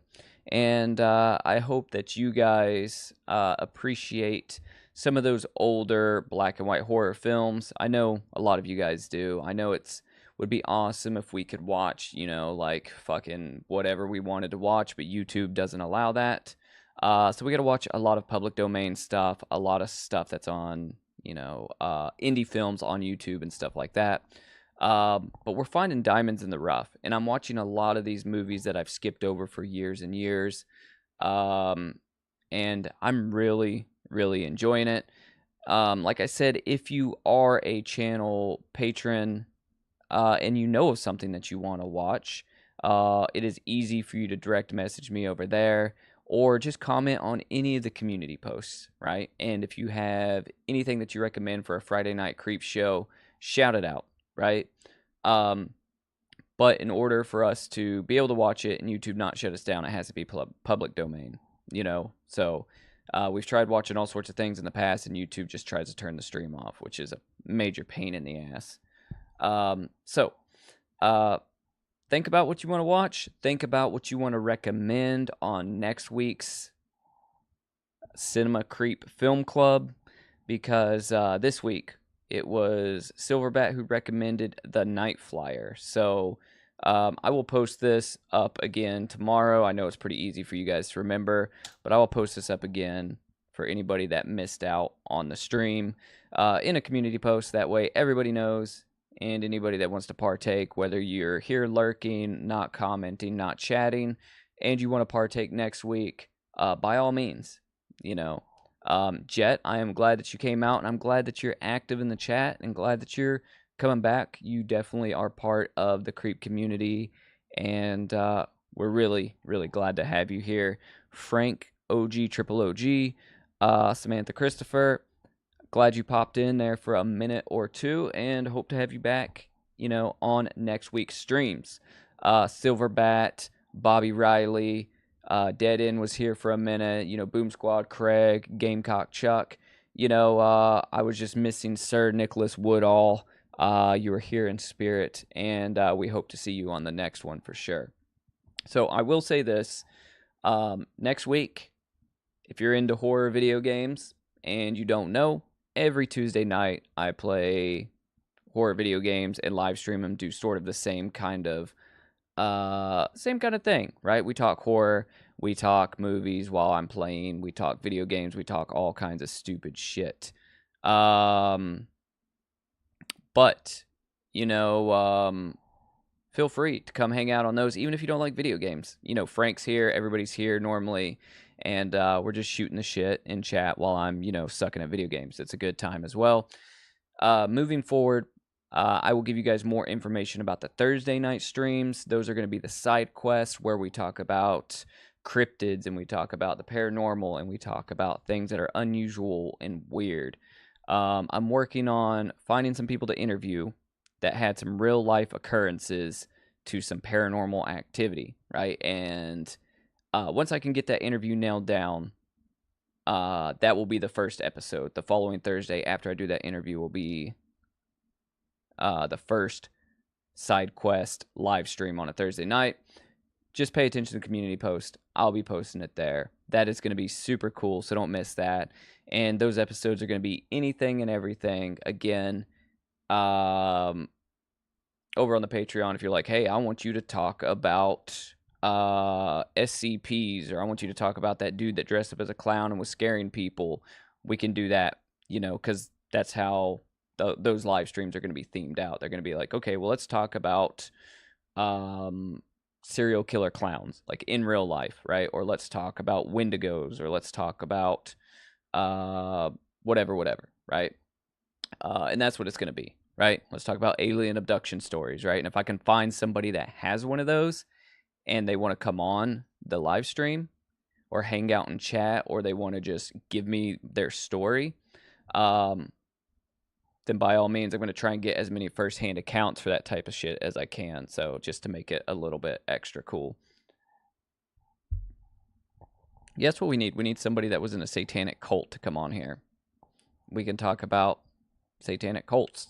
Whatever you guys want to talk about. Just, you know, I would say the world is your oyster, but that's not true. Cinema Creep is your oyster.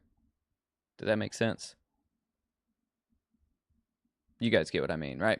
So, it is, Jet. It is hard to find horror fans sometimes in real life. It's hard to find people that don't just like horror at a face value, which is fine, right? It's fine for people that are like, I'm going to go see the movies that come out in theaters, and I'm going to go see what's new and what's popular, but they won't sit and they won't watch like a black and white, or they won't know when you start talking about like obscure horror movies, or not even like obscure anymore. It's not obscure since like Shudder and all that exists. But when I tell people one of my favorite horror movies of all time is Frankenhooker, and they're like, what?